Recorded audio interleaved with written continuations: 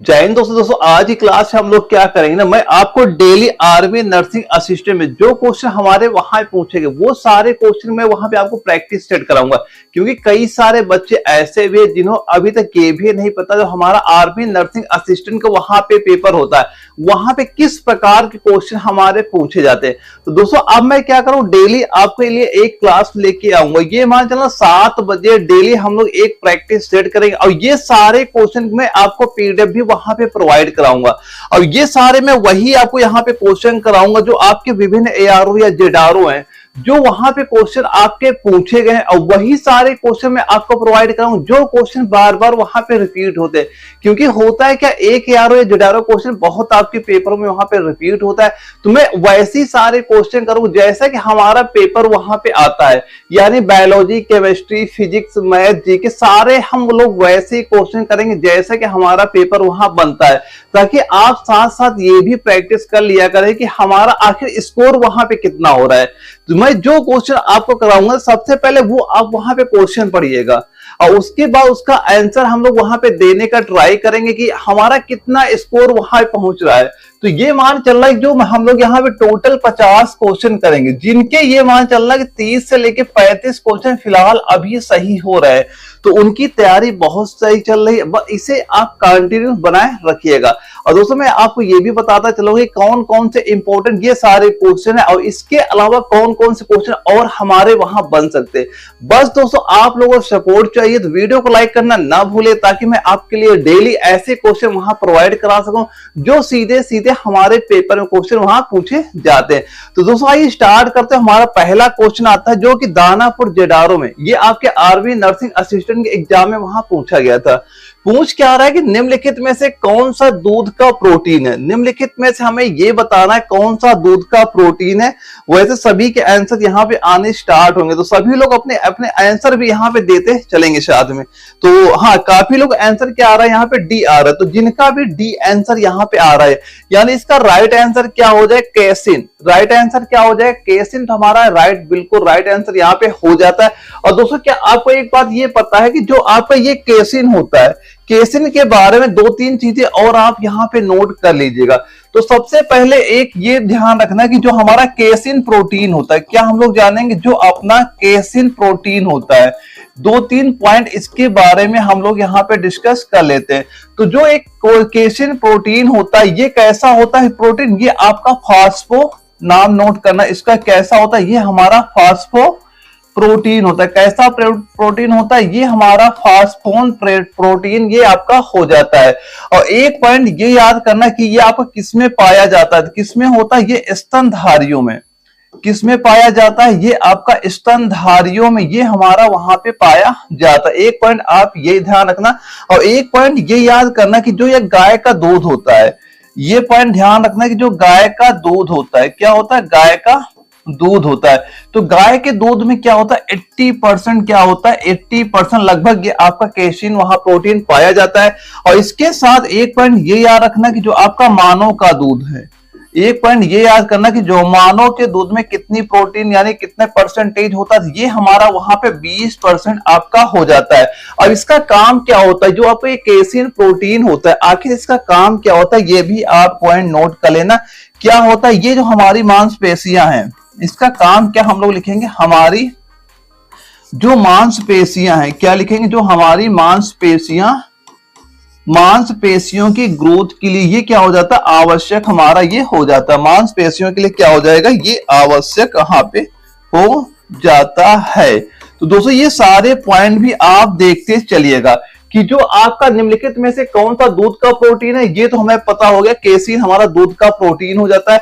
और केसिन जो प्रोटीन होता है ये कैसा होता है, ये फास्फो प्रोटीन आपका वहां पे होता है। और ये किसमें पाया जाता है, केसिन प्रोटीन ये स्तनधारियों में पाया जाता है। तो जो गाय का दूध होता है सबसे ज्यादा केसिन प्रोटीन उसी में मिलता है, यानी 80% उसमें पाया जाता है। और इसके बाद जो मानव का दूध होता है उसमें आपका 20% ये पाया जाता है। और उसके बाद हमारी मांसपेशियों के लिए क्या होता है, केसिन प्रोटीन हमारा ये आवश्यक होता है। ये सारे पॉइंट भी आपको पता होना चाहिए। और ये हमारा पहला क्वेश्चन हो जाता है दानापुर जेडआरओ का।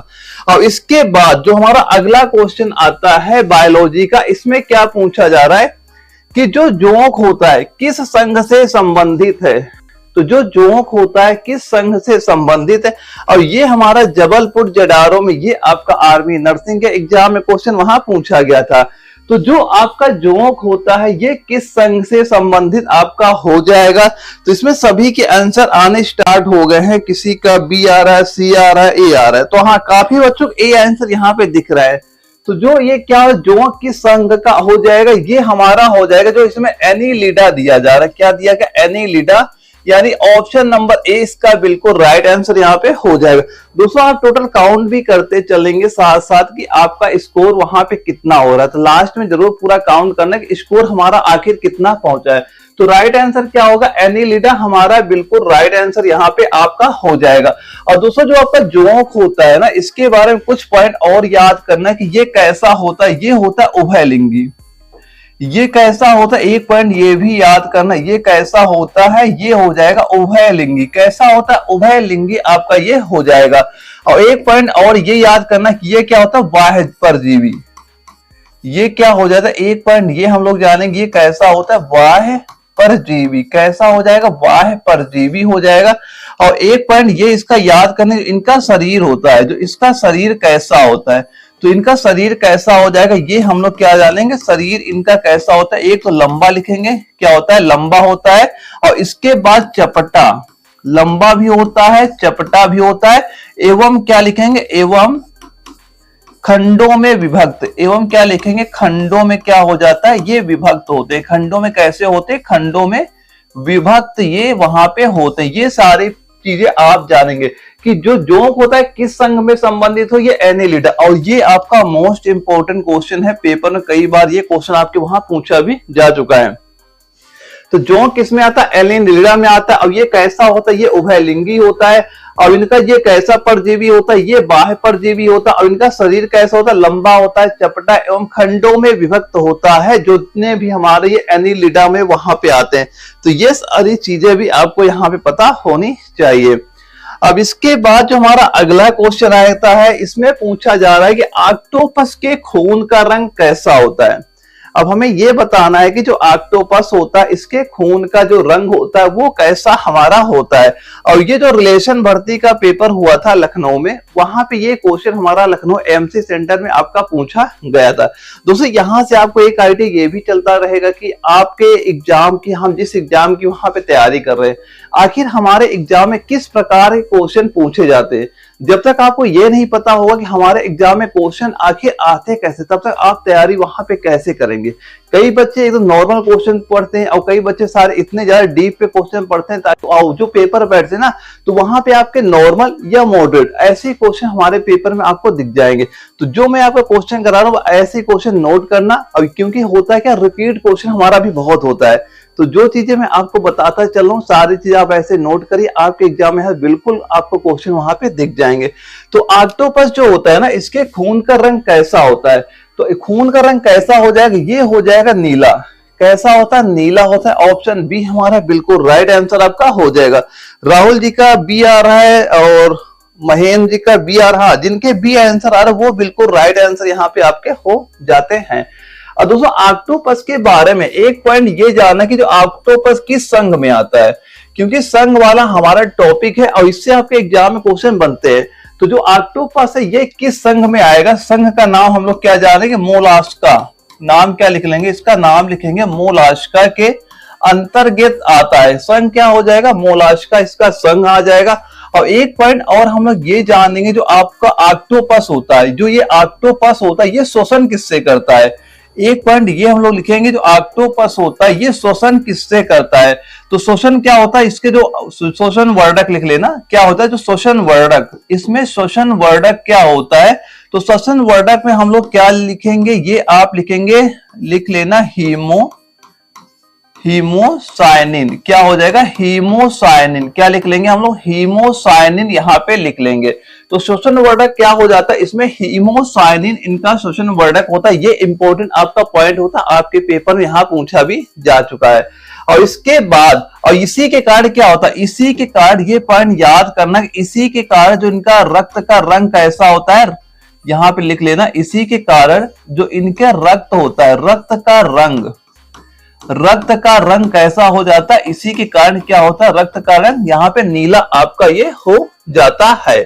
और दोस्तों एक पॉइंट और याद करना, पेपर में ये क्वेश्चन पूछा गया, आप इंपोर्टेंट लिख के या नोट लिख के कुछ भी लिख लेना, ये पेपर क्वेश्चन आपके पूछा जा चुका है कि जो आपका ये हीमोसाइनिन होता है, क्या हम लोग लिखेंगे हीमोसाइनिन, छोटे की मात्रा कर लेना इसमें, जो आपका यहाँ पे हीमोसाइनिन दिया जा रहा है, क्या लिखा है यहाँ पे जो आपका लिखा है हीमोसाइनिन, क्या जो होता है ये हीमोसाइनिन होता है।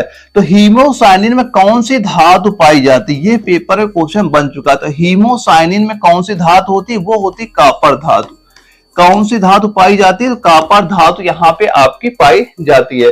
तो ऑक्टोपस के खून का रंग कैसा होता है, नीला होता है। और जो ऑक्टोपस होता है ये किस संघ में आता है, हम लोग बोलेंगे ये मोलास्का संघ में आता है। और इसमें जो शोषण वर्धक क्या होता है, ये होता है हीमोसाइनिन होता है। और हीमोसाइनिन की वजह से इनके रक्त का रंग कैसा हो जाता है, नीला वहां पे हो जाता है। और ये पॉइंट भी याद रखना कि जो आपका हीमोसाइनिन होता है इसमें कौन सी धातु पाई जाती है, कौन सी धातु हो जाएगी, वो कॉपर धातु यहाँ पे आपकी पाई जाती है। तो ये क्वेश्चन भी आप सारे पॉइंट यहाँ पे आप नोट कर लेंगे। और इसके बाद जो अगला क्वेश्चन आता है, इनमें से किस जीव में तीन कोष्ठी, किस जीव में तीन कोष्ठी हृदय होता है, इन 4 ऑप्शन बताइए, राइट आंसर हमारा क्या हो जाएगा। और ये आपका बंगलौर जेडारो में क्वेश्चन आपके आरबी नर्सिंग के एग्जाम में उस समय पूछा गया था। दोस्तों आपके एग्जाम की तैयारी करना ये सबसे अच्छा टाइम अभी का है। अगर आप नोटिफिकेशन का वेट कर रहे हैं तो आप बहुत बड़ी भूल वहां पे कर रहे हैं। अगर आपका फॉर्म एलिजिबल है अप्लाई करने के लिए, तो आप अभी से अपनी तैयारी वहां पे करना स्टार्ट कर देंगे। तो किनमें से किस जीव में तीन कोष्ठी आपका हृदय होता है, तो राइट आंसर क्या हो जाएगा, सी। क्या हो जाएगा, सी हो जाएगा, यानी मेढक। क्या हो जाएगा, ऑप्शन सी हमारा बिल्कुल राइट यहाँ पे हो जाएगा। राइट आंसर क्या हो जाएगा, ऑप्शन नंबर सी आपका बिल्कुल राइट आंसर यहाँ पे हो जाएगा। आप लोग काउंट भी करते चलेंगे आपका स्कोर वहां पे कितना पहुंच रहा, और वीडियो को लाइक करना ना भूलिएगा आप लोग। और दोस्तों एक पॉइंट इसका ये याद करना कि जो आपका इसमें कितने कोष्ठी होता है, ये तो हमने जान लिया कि कितने तीन कोष्ठी हमने जान लिया। अब ये जो आपके तीन कोष्ठी होते हैं इसमें क्या होता है, इसमें क्या होता है, हम लोग लिखेंगे क्या, दो नलिंद। दो क्या लिख लेंगे, दो हम लोग यहाँ पे लिख लेंगे, दो नलिंद होते हैं। और एक क्या हो जाएगा, एक इसमें होता है निलय। एक क्या हो जाएगा, एक आपका इसमें आपका निलय यहाँ पे हो जाता है। और एक पॉइंट आप ये नोट करना, एक पॉइंट ये भी आपको पता होना चाहिए कि जो आपका जीव तीन कोष्ठी हृदय वाले होते हैं ये किस संघ में आते हैं, यानी किस में आते हैं, ये किस में आपके होते हैं, ये आपके उभयचर होते हैं। किस में आते हैं, ये हम लोग लिखेंगे क्या, उभयचर। ये किससे संबंधित होते हैं, ये हमारे उभयचर में संबंधित होते हैं। उभयचर कर लीजिए। और एक पॉइंट और याद कर लेना कि जो आपके ये उभयचर, एक पॉइंट ये भी ध्यान रखना कि जो आपके ये उभयचर और उभयचर हो गए, या फिर और लिखेंगे सरीसृप। एक ये लिख लेना उभयचर या फिर सरीसृप, दूसरा क्या लिखेंगे, सरीसृप। एक तो उभयचर लिखना, एक सरीसृप लिखना। इनके जो हृदय होते हैं, हृदय जो होते हैं कितने कक्षीय होते हैं, इनके 3 कक्षीय हृदय होते हैं। कितने कक्षीय हृदय होते हैं, 3 कक्षीय हृदय इनके वहां पे होते हैं। ये पॉइंट भी आपको यहाँ पता होना चाहिए। और एक नोट, यानी एक पॉइंट आप यहाँ पे नोट लिख के ये लिख लेना, एक आपका इनमें क्या होता है, अपवाद होता है। ये अपवाद आपका कई बार पेपर में क्वेश्चन पूछा जाता है।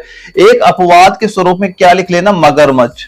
क्या लिख लेना, मगरमच्छ। क्या हम लोग लिख लेंगे, मगरमच्छ। जो आपका ये मगरमच्छ होता है ना, इसका मगरमच्छ का जो हृदय होता है, मगरमच्छ का जो हृदय होता है कितने कक्षीय होता है, ये हमारा 4 कक्षीय आपका ये हो जाता है।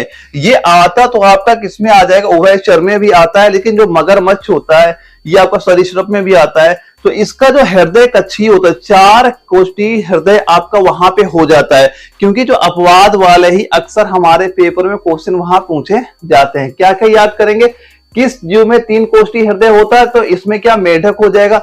और जो ये 3 होते कोष्ठी होते कौन कौन से, 2 इसमें नलिन होते हैं, एक इसमें निलय होता है। अब ये किसमें आते हैं, ये आपका उभयचर में वहां पे आ जाते हैं। और एक पॉइंट ये याद रखेंगे कि जितने आपके उभयचर और सरीसृप में आते हैं उनके जो हृदय कितने कोष्ठी हृदय होता है, वो होता है 3 कोष्ठी हृदय वहां पे होता है। और क्या याद करेंगे, एक अपवाद में आपको ये याद रखना कि जो मगरमच्छ होता है इसका हृदय कितने कोष्ठी होता है, ये 4 कोष्ठी उनका हृदय आपका वहां पे हो जाता है। ये सारे पॉइंट आप नोट करते भी चलेंगे, क्योंकि अगर ये हमारे पेपर क्वेश्चन बन सकता है। मैं और आपको उस तरह क्वेश्चन और मैं आपको बताता हूं जो कि हमारे पेपर में वहां पूछे जा सकते हैं।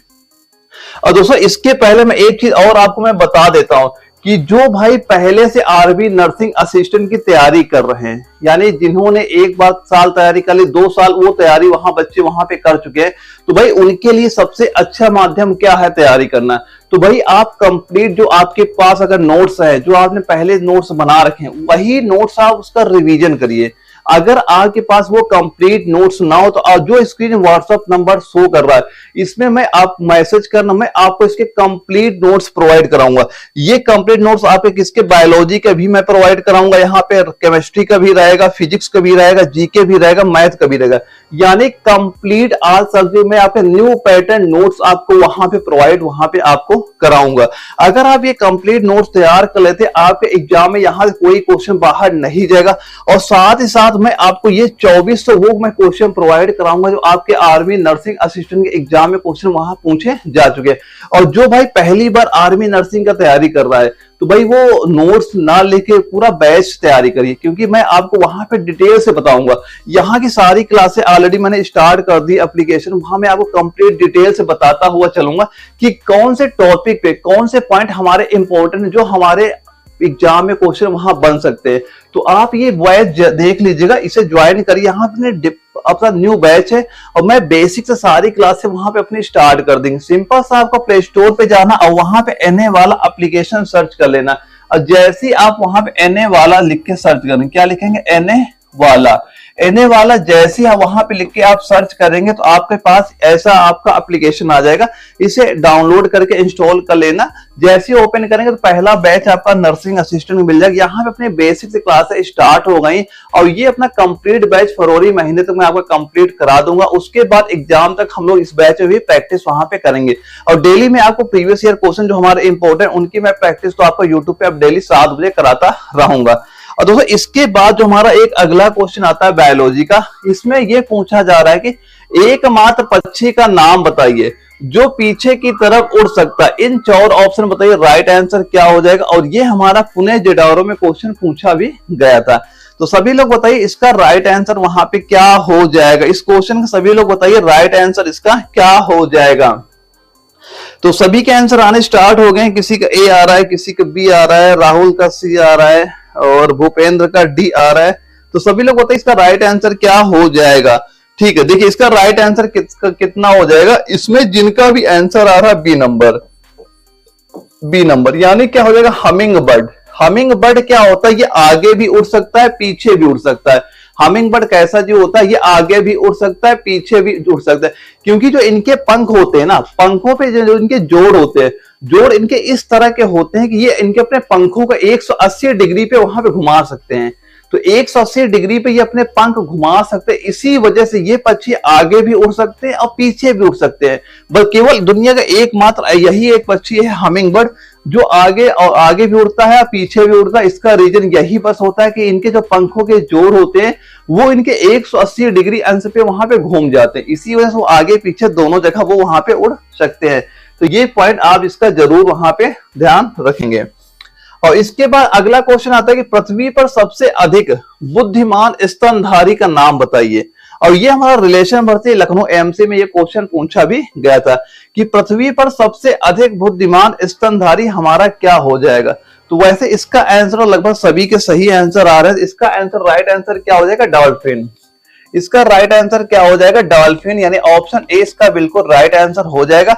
और दोस्तों आप काउंट भी करते चलिएगा कि आपका स्कोर यहाँ पे कितना पहुंच रहा है, कितना स्कोर आपका यहाँ पे पहुंच रहा है।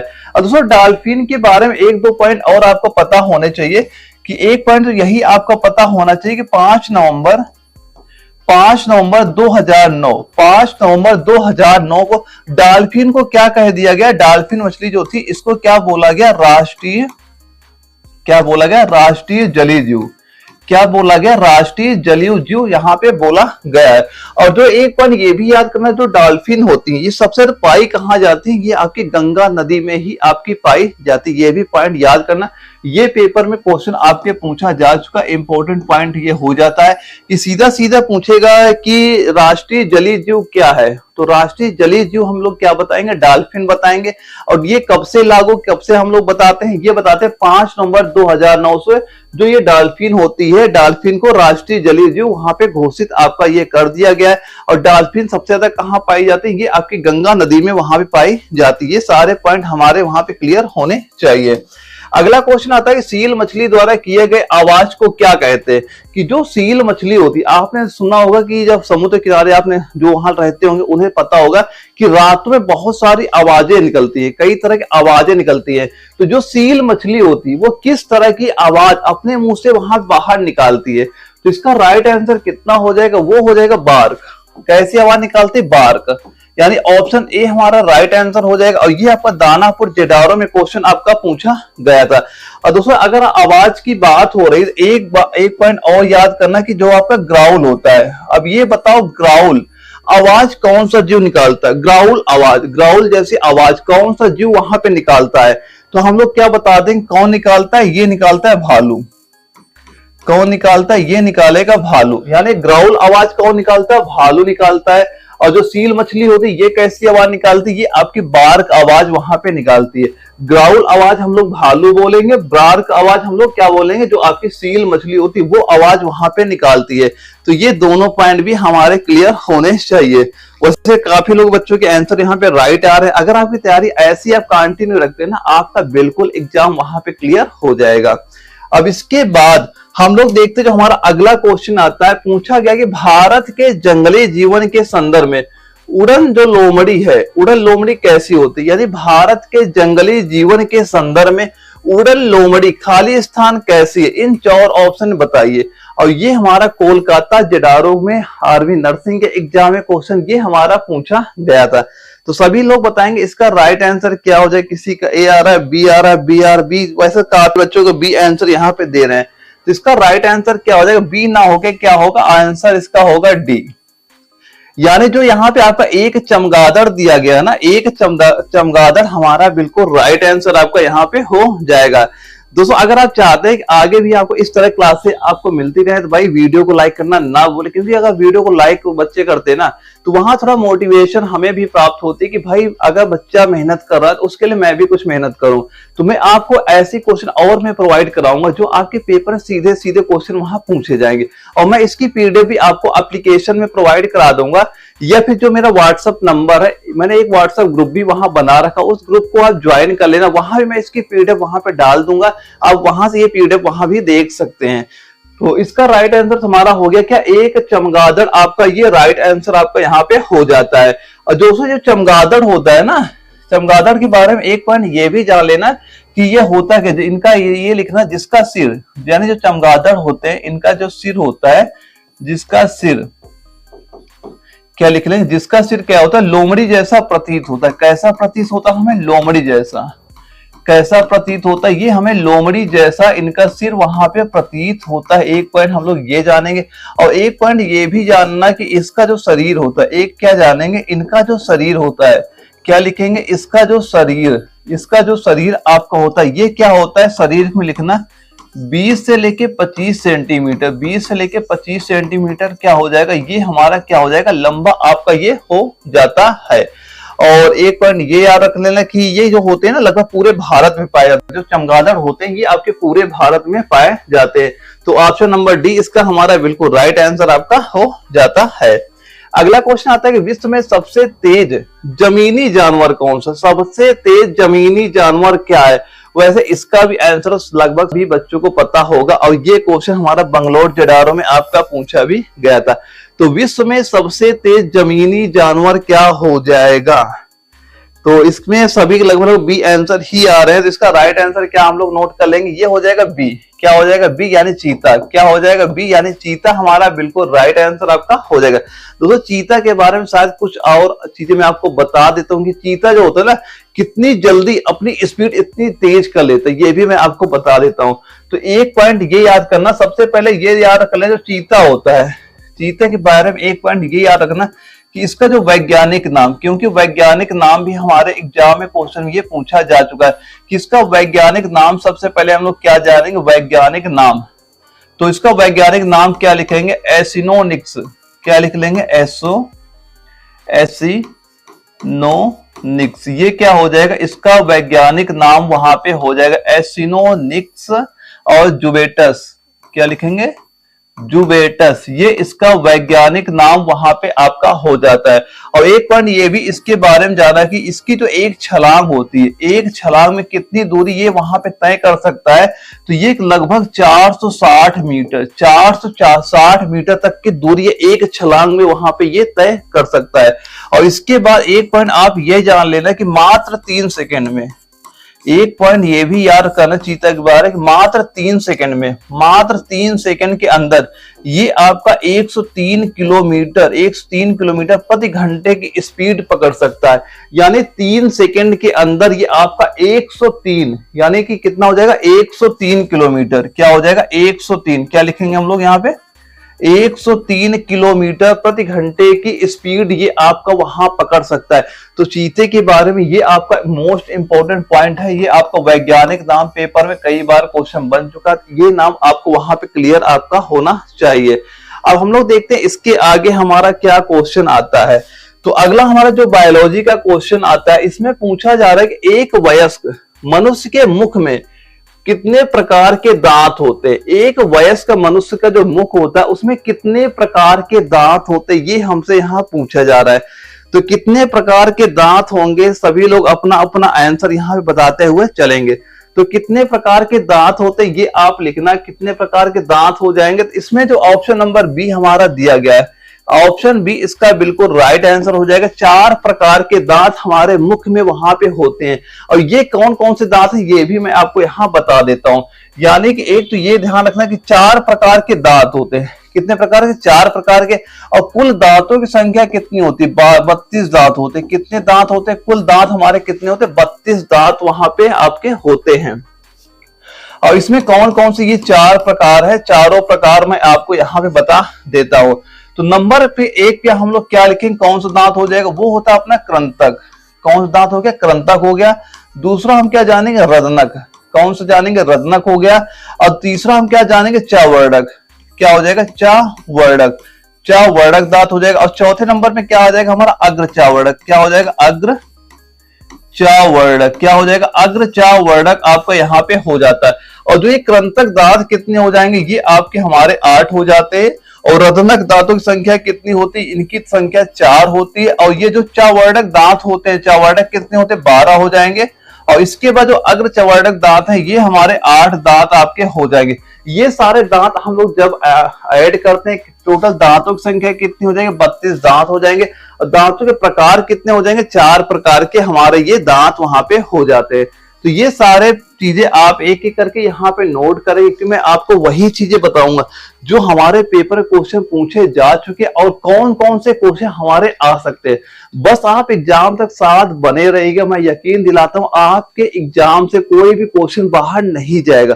बस जो चीजें मैं आपको बताता चलो, बस आप उन्हें नोट डाउन करते चलिए। एक तो आपको आइडिया ये भी यहाँ पे लगता रहेगा कि आखिर हमारे पेपर क्वेश्चन पूछे कैसे जा रहे हैं और हमें तैयारी कैसी करनी कि हमारा एग्जाम वहां पे क्लियर हो जाए। तो सेम ऐसे ही क्वेश्चन आपके पेपर दिखेंगे, बहुत ज्यादा हार्ड क्वेश्चन नहीं आएगा आपके पेपर में। बस आपको ये पता होना चाहिए कि आखिर हम तैयार क्या करें, हम पढ़ के क्या जाएं, कि हम तैयारी करें और हमें पेपर एग्जाम क्वेश्चन वहां पे दिखें। तो जैसे क्वेश्चन बता रहा हूं ऐसे आप नोट करिए, जो पॉइंट मैं लिखा रहा हूं सारे पॉइंट हम लोग यहाँ पे नोट करते हुए चलेंगे। अगला क्वेश्चन आता है कि निम्न में से कौन सा अंग पित्त रस, कौन सा अंग ऐसा है जो पित्त रस स्रावित करता है। तो पित्त रस कौन अंग है जो स्रावित करता है, इन 4 ऑप्शन बताना है। और ये हमारा पुनः जड़ावरों में क्वेश्चन आपका ये पूछा गया था। तो इसका राइट आंसर सभी लोग बताएंगे, राइट आंसर कितना हो जाएगा। ज्यादातर बच्चों का हृदय राइट आंसर आ रहा है, तो इसका राइट आंसर क्या हो जाएगा, यहाँ पे लिखना हृदय ना होके क्या हो जाए, यकृत। हृदय नहीं होगा यहाँ पे, राइट आंसर क्या होगा, यकृत। ऑप्शन ए इसका बिल्कुल राइट आंसर आपका हो जाएगा। तो पित्त रस का स्राव कहां से होता है, यकृत से। क्या हम लोग बोलेंगे, पित्त रस का स्राव कहां से होता है, यकृत से आपका हो जाता है। और दोस्तों यहाँ पे कुछ पॉइंट और आप ये याद करना यकृत के बारे में, ये क्वेश्चन भी आपके पेपर में पूछा जा चुका है। यकृत के बारे में एक पॉइंट ये आपको पता होना चाहिए कि ये क्या होता है मानव शरीर की, एक पॉइंट ये याद करना कि मानव शरीर की सबसे बड़ी क्या हो जाएगी, मानव शरीर की, इसे याद रखना पेपर में कई बार क्वेश्चन बन चुका है।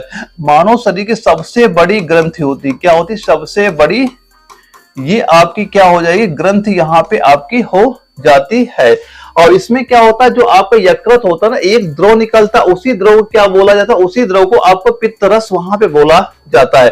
और दोस्तों एक पॉइंट ये भी याद करना, जो आपका ये पित्त रस होता है, क्या होता है, जो आपका पित्त रस होता है, तो पित्त रस का मतलब रंग कैसा होता है, या रंग कैसा, रंग देख लेना, पित्त रस होता है, इसका सबसे पहले रंग बताइए, रंग कैसा होता है, और इसका जो पदार्थ कैसा है, ये रंग तो ये लिख लेना, रंग कैसा हो जाएगा, ये पीले रंग का होता है। कैसे रंग का होता है, पीले रंग का आपका ये हो जाता है। और पीले रंग का एक जानेंगे, और पीले रंग, इसी में एक पॉइंट ये भी ध्यान रखना, कैसा होता है, क्षारीय तरल होता है। कैसा होता है, ये आपका क्षारीय तरल यहाँ पे लिख लेंगे। और ये पूछा जाए पित्त रस होता है, इसका पीएच मान क्या होता है, या जो पित्त रस होता है, तो पित्त रस का ये बताओ पीएच मान क्या होता है। तो पीएच मान भी नोट करना, क्या हो जाएगा, 7.6 लेके 7.7 तक इसका मान वहां पे आपका हो जाता है। और पित्त रस के बारे में एक पॉइंट ये याद करना कि ये भोजन को किसमें चेंज कर देता है, तो क्या बोलेंगे, जो भोजन हम लोग खाते हैं, तो ये भोजन को किसमें चेंज कर देता है, भोजन को कैसा ये बना देता है। तो भोजन के हम लोग क्या याद करेंगे, भोजन के अम्लीय माध्यम, भोजन के अम्लीय क्या लिखेंगे, भोजन के अम्लीय माध्यम के क्षारीय, अम्लीय माध्यम के क्षारीय बना देता है। कैसा बना देता है, क्षारीय आपका ये बना देता है। दोस्तों मैं सारे पॉइंट आपको लिख लिख के याद करा रहा हूं, ताकि आप ऐसे अपने नोट्स भी बना सके, क्योंकि ये सारे पॉइंट आपके इंपॉर्टेंट, ये सारे मैं जो पॉइंट बता रहा हूँ सारे सारे आपके इंपॉर्टेंट, यहाँ से आपके एग्जाम में क्वेश्चन पूछे जाते हैं। और पित्त रस का मेन एक काम और याद कर लेना, ये क्या करता है, भोजन में जो आपके बैक्टीरिया होते हैं, क्या हम लोग याद करेंगे, जो बैक्टीरिया होते हैं, जो भोजन में क्या याद करेंगे, जो भोजन में बैक्टीरिया होते हैं, इनको क्या कर देता है, बैक्टीरिया क्या कर देता है, ये वहां पे नष्ट कर देता है। बैक्टीरिया क्या करता है, ये नष्ट आपका कर देता है। ये सारे पॉइंट आपके पित्त रस के यहाँ पे क्लियर आपके होने चाहिए, इंपॉर्टेंट है, यहाँ से क्वेश्चन आपके पेपर में बनते हैं। तो ये सारे पॉइंट आप याद कर लेना कि पित्त रस का स्राव कहाँ से होता है, ये तो सभी को पता ही होना चाहिए, कहाँ से होता है, यकृत से आपका ये होता है।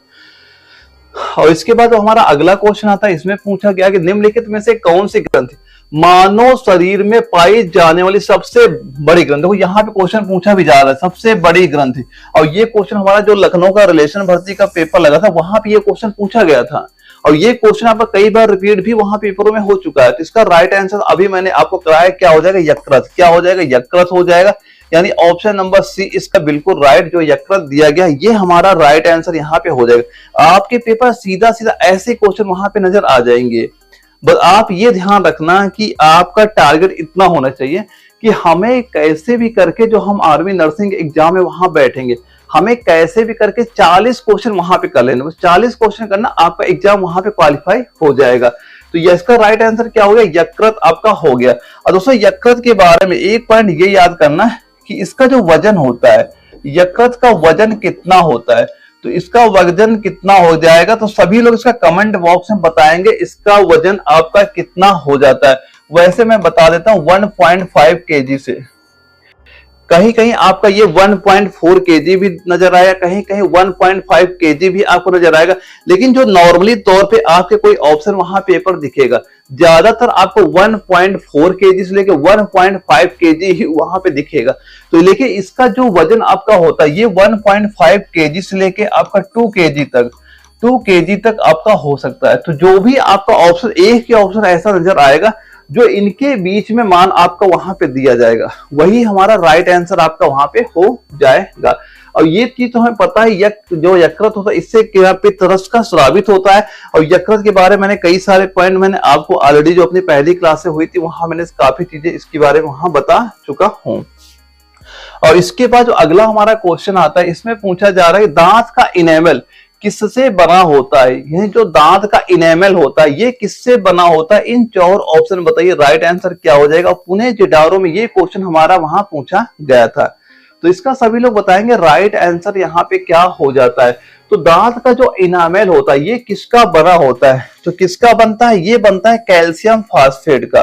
किसका बना होता है, option number D calcium phosphate का ये बना होता है। ऑप्शन नंबर डी हमारा बिल्कुल राइट आंसर यहाँ पे आपका हो जाता है। दोस्तों जो आपका ये दांत होता है ना, क्या हम लोग लिखेंगे, जो दांत होता है, दांत कितने परतों में बनता है, तो जो दांत है परतें कितनी पाई जाती, 3 परतों से मिलकर ये आपका दांत वहां पे बनता है।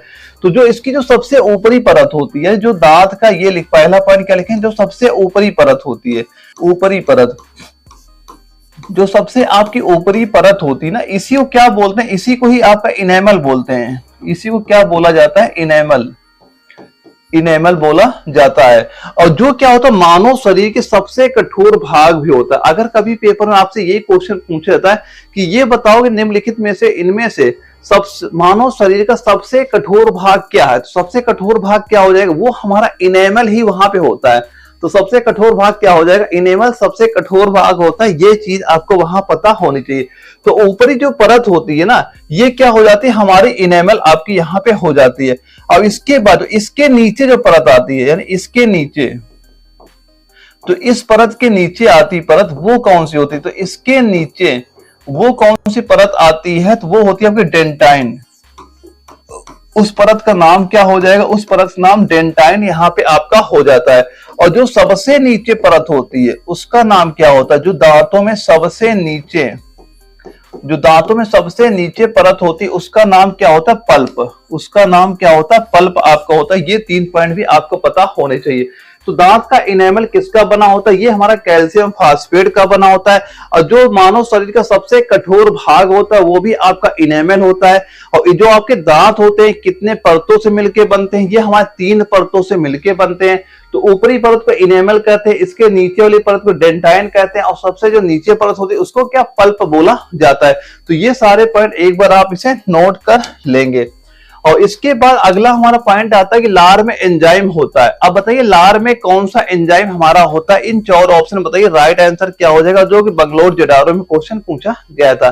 तो लार में एंजाइम कौन सा होता है, तो इसमें ज्यादातर आंसर सभी के बी आ रहे हैं।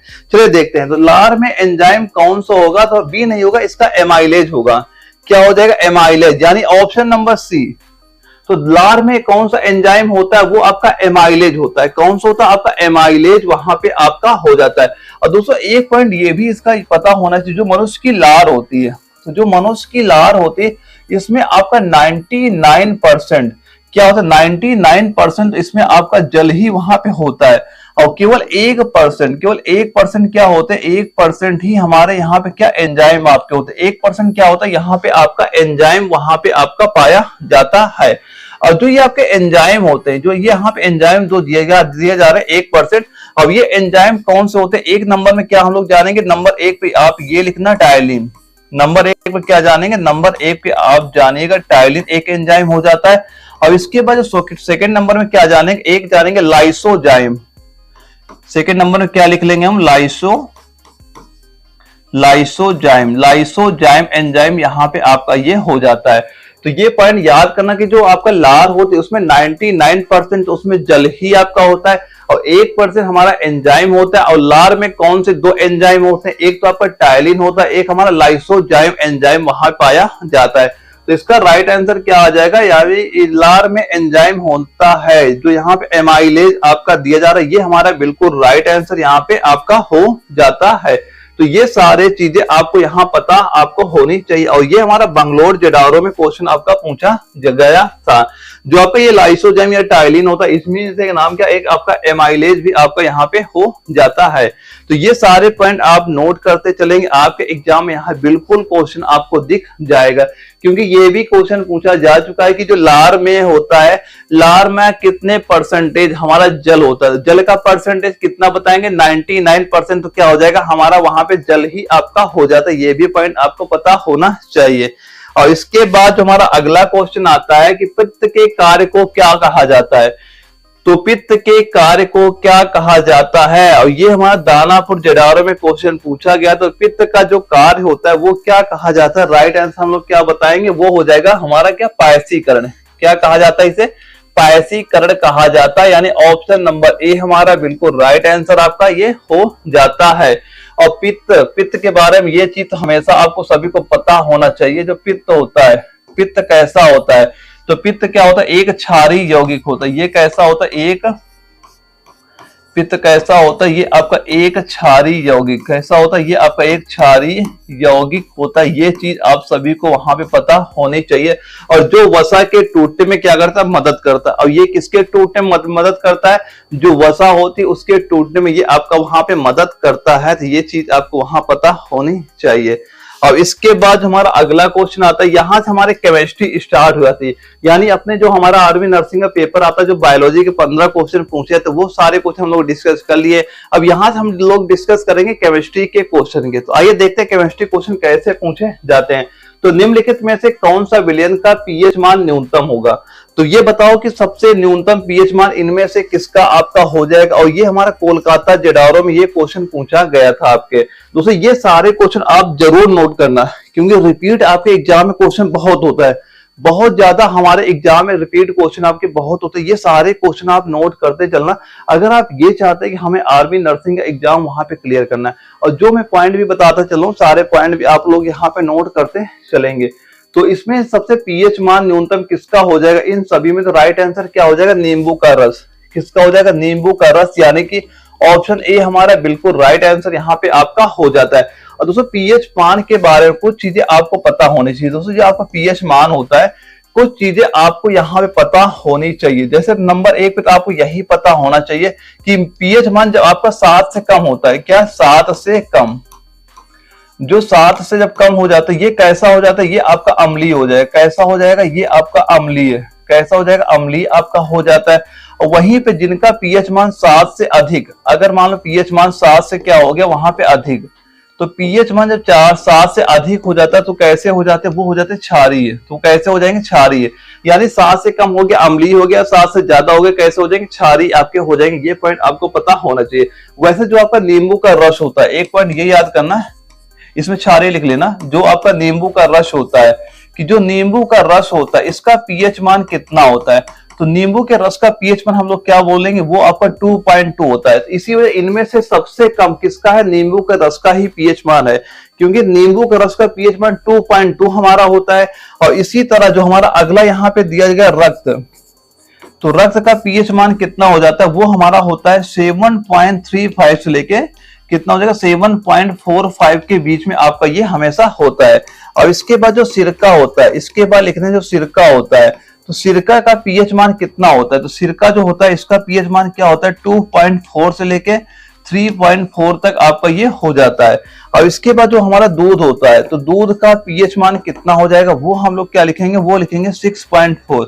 तो इनमें से सबसे कम क्या हमारे नींबू का रस दिया गया, वही हमारा राइट आंसर आपका हो जाएगा। इसी वजह से जो नींबू का रस है, इनमें से सबसे कम पीएच मान वाला आपका नींबू का रस ही यहाँ पे हो जाता है।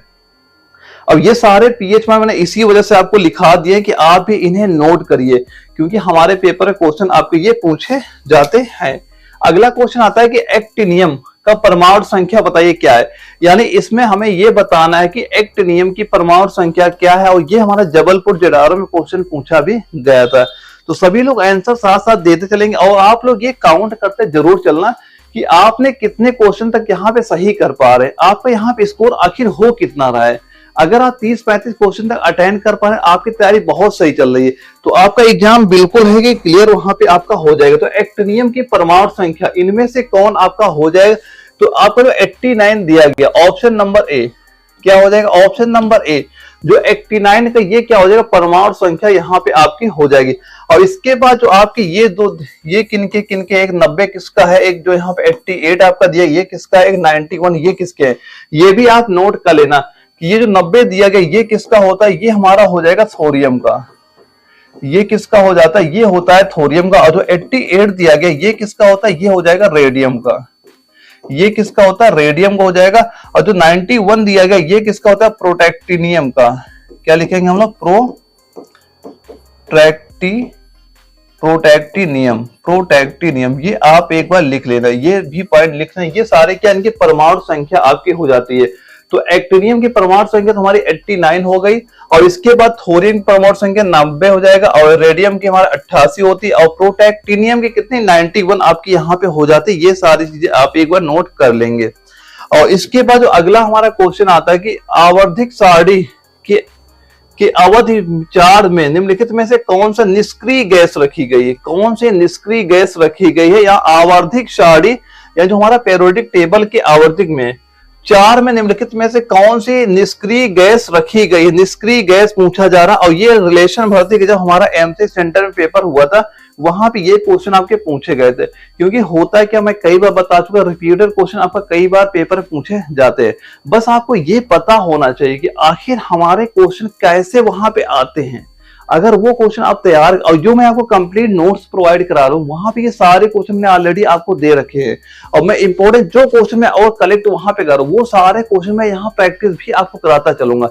एग्जाम तक साथ बने रहिएगा। जो चीजें मैं आपको तब तक बताता हूँ सारी आप नोट करिए, उन्हें याद करिए, आपके एग्जाम में क्वेश्चन यहाँ जरूर आपको नजर आ जाएंगे। तो इसका राइट आंसर बताइए क्या हो जाएगा। इसका राइट आंसर आपका क्या हो जाएगा, वो आपका क्या होगा, डी। क्या हो जाएगा, तो ऑप्शन नंबर डी हमारा दिया जा रहा है, ये हमारा बिल्कुल राइट आंसर हो जाएगा। तो राइट आंसर कितना हो जाएगा, जो ऑप्शन नंबर डी इसका दिया गया है ये हमारा बिल्कुल राइट आंसर यहाँ पे हो जाता है। और कई बच्चों के यहाँ पे सही आंसर भी आ रहे हैं। तो भाई आपकी तैयारी सही चल रहा है, इसे आप कंटिन्यू बना रखिए, आपका एग्जाम बिल्कुल क्लियर हो जाएगा। तो जो यहाँ पे क्रिप्टॉन आपका दिया गया ना, ये बताओ जो क्रिप्टॉन यहाँ पे दिया गया है, पहली बात तो ये बता दीजिए इसकी परमाणु संख्या क्या है। इसकी परमाणु संख्या, अब ये बताइए इसकी परमाणु संख्या भी हम लोग जान लेते हैं, परमाणु संख्या इसकी क्या यहाँ पे हो जाएगी। तो परमाणु संख्या क्या लिखेंगे, 36 हो जाती है। अब वहीं पे ये पूछ लिया जाए इसकी खोज किसने की थी, जो क्रिप्टॉन था इसकी खोज किसने की थी। तो इसकी खोज कब हुई थी, ये हुई थी हमारा ये खोज कब हुई थी, ये हुई थी आपके 1898 में। कब हुई थी, 1898 ईस्वी में हुई थी। और इसकी खोज किसने की थी, क्या लिखेंगे, विलियम, नाम नोट कर लेना किसने इसकी खोज की थी। तो नाम क्या हो जाएगा, विलियम, क्या हो जाएगा, विलियम और रॉमसे, क्या हो जाएगा, विलियम रॉमसे ने इसकी खोज वहां पे की थी। तो ये सारे चीजें आप नोट कर लेना, खोज किसने की थी, विलियम रॉमसे ने इसकी वहां पे खोज की थी। तो ये सारे चीजें आप नोट करना कि जो इसमें चौथे नंबर पे कौन सी अक्रिय निष्क्रिय गैस आएगी, वो हमारी क्रिप्टॉन आती है। तो क्रिप्टॉन की परमाणु संख्या क्या होती है, 36 हो जाती है। इसकी खोज कब हुई थी, 1898 में हुई थी। किसने खोज की थी, विलियम रॉमसे ने इसकी वहां पे खोज की थी। ये सारे पॉइंट आपके इंपॉर्टेंट है, क्योंकि यहां से क्वेश्चन अभी कई तरह पूछे जा चुके। जब मैं आपको सारे क्वेश्चन वहां पे कराऊंगा ना, तो कुछ क्वेश्चन आपको यहां से भी नजर आएंगे, क्योंकि मैं सारे जो प्रैक्टिस है मैं डेली जो 7 बजे क्लास कराऊंगा ना, अगर आप सभी का सपोर्ट वहां पे बना रहा, आप लोग सपोर्ट वहां पे करते रहे, तो मैं डेली में प्रैक्टिस सेट भी कराऊंगा, जहां मैं आपको दिखाऊंगा कि आखिर जो हमारा रिलेशन का या रिलेशन भर्ती हो या फिर जो हमारी ओपन भर्ती आने वाली है, वहां पे किस तरह क्वेश्चन वहां पूछे जाएंगे। क्योंकि कई सारे बच्चे ऐसे भी हैं जिन्हें ये भी नहीं पता भाई हमारे एआरओ या जेडआरओ में क्वेश्चन कैसे पूछे जाए, बस वो तैयारी किए जा रहे हैं वहां पे। तो मैं आपको क्वेश्चन दिखाऊंगा वहां पे कि किस तरह के क्वेश्चन हमारे पेपर में पूछे जा रहे हैं और हमें किस प्रकार वहां पे तैयारी करनी है। तो इसके बाद हमारा अगला क्वेश्चन आता है कि कौन सा तत्व का गलनांक और क्वथनांक सबसे उच्च है, कि किसका गलनांक और क्वथनांक सबसे उच्च है, इन 4 ऑप्शन बताइए। और ये हमारा पुणे जेडआरओ में ये क्वेश्चन हमारा पूछा भी गया था। तो सभी बच्चे इसका राइट आंसर बताएंगे कि राइट आंसर इस क्वेश्चन का क्या हो जाएगा, कि किसका गलनांक और क्वथनांक सबसे उच्च यहाँ पे होता है। तो इसका राइट आंसर कितना हो जाएगा, ज्यादा बच्चे यहाँ पे सी आंसर दे रहे हैं। राहुल का सी आ रहा है, मुकेश का सी आ रहा है और अंकित का डी आ रहा है। चलिए इसका आंसर सभी लोग देखेंगे, इसका राइट आंसर कितना आपका हो जाता है। तो इसमें जो आपका टंगस्टन दिया गया ना, टंगस्टन, ऑप्शन डी इसका बिल्कुल राइट आंसर हो जाएगा। जो टंगस्टन धातु होती है, गलनांक और जो क्वथनांक क्या हो जाते हैं, बहुत ही इसके उच्च होते हैं। कितने होते हैं, बहुत ही आपके उच्च हो जाते हैं। और वहीं पे अगर इसकी हम ये बात करें, अगर नंबर 1 पे आप ये जानिए कि इसका जो गलनांक होता है, इसका गलनांक क्या होता है। तो गलनांक हम लोग क्या जाने, गलनांक आपका कितना हो जाएगा, 3380 डिग्री सेंटीग्रेड होता है। 3380 डिग्री सेंटीग्रेड आपका ये हो जाता है। और वहीं पे अगर हम ये जाने कि इसका जो क्वथनांक होता है, अब हम अगर ये बात करें कि इसका जो आपका क्वथनांक होता है, क्या जान लेंगे, क्वथनांक आप जानिए, इसका क्वथनांक लिख लेना। ये तो हो गया गलनांक हो गया। अब ये हम लोग यहाँ पे लिखना है, ये छोटा हुआ हो जाएगा क्वथनांक, इसका क्वथनांक टेम्परेचर क्या है? तो क्वथनांक हम लोग क्या लिखेंगे, ये हो जाएगा 5930 डिग्री सेंटीग्रेड आपका ये हो जाता है। गलनांक कितना होता है? 3380 डिग्री सेंटीग्रेड होता है। क्वथनांक कितना होता है? 5930 डिग्री सेंटीग्रेड हमारा ये आपका हो जाता है। वहीं पे अगर ये बात करें कि आखिर जो टंगस्टन होता है, कि टंगस्टन का उपयोग कहाँ पे होता है? अच्छा बताओ, टंगस्टन का उपयोग भी लिख लो, क्योंकि ये भी पेपर क्वेश्चन पूछे जाते हैं, कि पूछा जाता है निम्नलिखित में से टंगस्टन का उपयोग हम लोग कहाँ पे करते हैं। तो इसके सारे उपयोग भी लिखना कि टंगस्टन का उपयोग कहाँ कहाँ पे होता है। तो पहला तो यही लिखना, जो बिजली के बल्ब होते हैं, क्या लिखेंगे? बिजली के बल्ब, बिजली के बल्ब में इसका प्रयोग वहां पे होता है। बिजली के बल्ब में उनके तंतु होते हैं ना, वहां पे इसका प्रयोग होता है। और दूसरा पॉइंट ये लिखना, और कहाँ इसका उपयोग होता है? एक्सरे में। और कहाँ इसका उपयोग होता है? एक्सरे, एक्सरे उपकरण जो होते हैं वहां भी इसका उपयोग वहां पे किया जाता है। एक पॉइंट ये आपको पता वहां पे होनी चाहिए। एक ये लिख लेना, इसका उपयोग कहाँ पे होता है? ये लिख लेना, तापायनिक वाल्व में। कहाँ होता है? तापायनिक जो आपके वाल्व होते हैं, तापायनिक जो वाल्व होते हैं वहां भी इसका प्रयोग आपका ये किया जाता है। और एक पॉइंट ये याद करना, कभी कभी आपने देखा हो तो हम कुछ चीजें मोबाइल वोबाइल अपना बनवाने जाते हैं, तो वहां पे क्या याद करें, बिजली जो छोटे छोटे तार होते हैं ना, तो बिजली के जोड़ में क्या लिख लेना, यहाँ पे यही लिख लेना कि बिजली के जोड़ में भी आपका उपयोग किया जाता है। तो ये सारे इसके उपयोग हो जाते हैं कि कौन सा तत्व गलनांक क्वथनांक सबसे उच्च है, वो हो जाएगा टंगस्टन। गलनांक कितना मैंने लिखा दिया, क्वथनांक कितना ये लिखा दिया, इसके उपयोग क्या है ये सारे मैंने आपको पॉइंट बता दिए। ये सारी चीजें आप एक बार यहाँ पे याद करते चलिए। अगर कोई चीज आपको ऐसी लगती है ये चीज हमें पता नहीं, तो वो चीज आप नोट जरूर वहां पे कर लेना, क्योंकि हमारे पेपर ऐसे क्वेश्चन वहां पे दिखने वाले हैं। अगला क्वेश्चन हमारा आता है, परमाणु का आयतन सबसे कम होता है।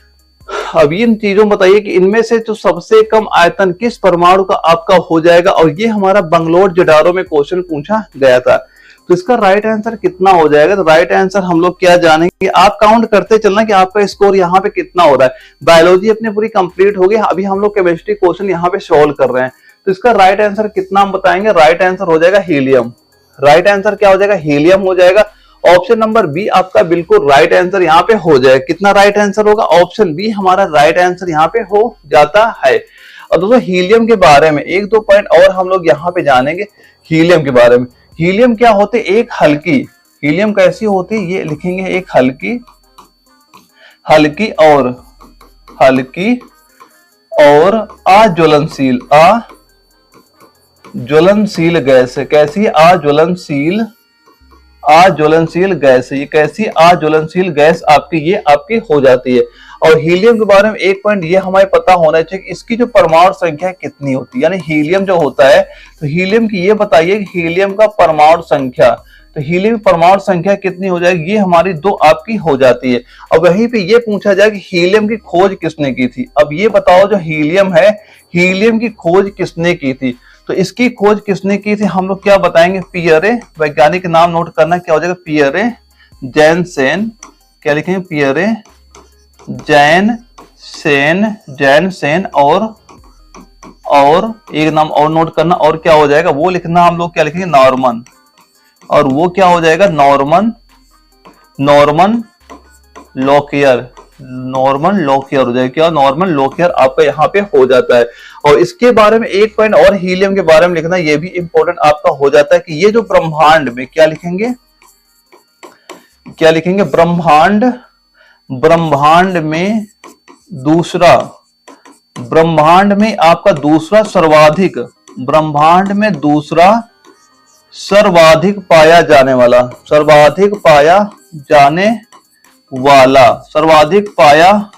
वाला ये क्या हो जाएगा? तत्व हमारा यहाँ पे आपका हो जाता है। और वहीं पे अगर इसकी हम ये बात करें कि आखिर इसका उपयोग कहाँ कहाँ पे हम लोग करते हैं, तो उपयोग कहाँ कहाँ पे होता है? जो वायुयान जो टायर होते हैं, हम देखे होंगे, जो वायुयान के टायर, वायुयान के, एक तो ये लिख लेना, वायुयान के टायर में इसका उपयोग वहां पे होता है, टायरों में इसका उपयोग वहां पे होता है। एक लिख लेना कि आप जो मौसम संबंधी जानकारी प्राप्त करने में भी इसका वहां प्रयोग होता है। किसमें? मौसम संबंधी जानकारी, मौसम संबंधित जानकारी प्राप्त करने में भी इसका प्रयोग होता है। और हीलियम गैस का उपयोग कई जगह आपको वहां पे होता है। हीलियम के बारे में इतनी चीजें आपकी इंपॉर्टेंट वहां पे हो जाती है। ये सारी चीजें आपको पता होनी चाहिए। कि जो परमाणु का आयतन सबसे कम इनमें से किसका होता है, वो हमारा हीलियम का होता है।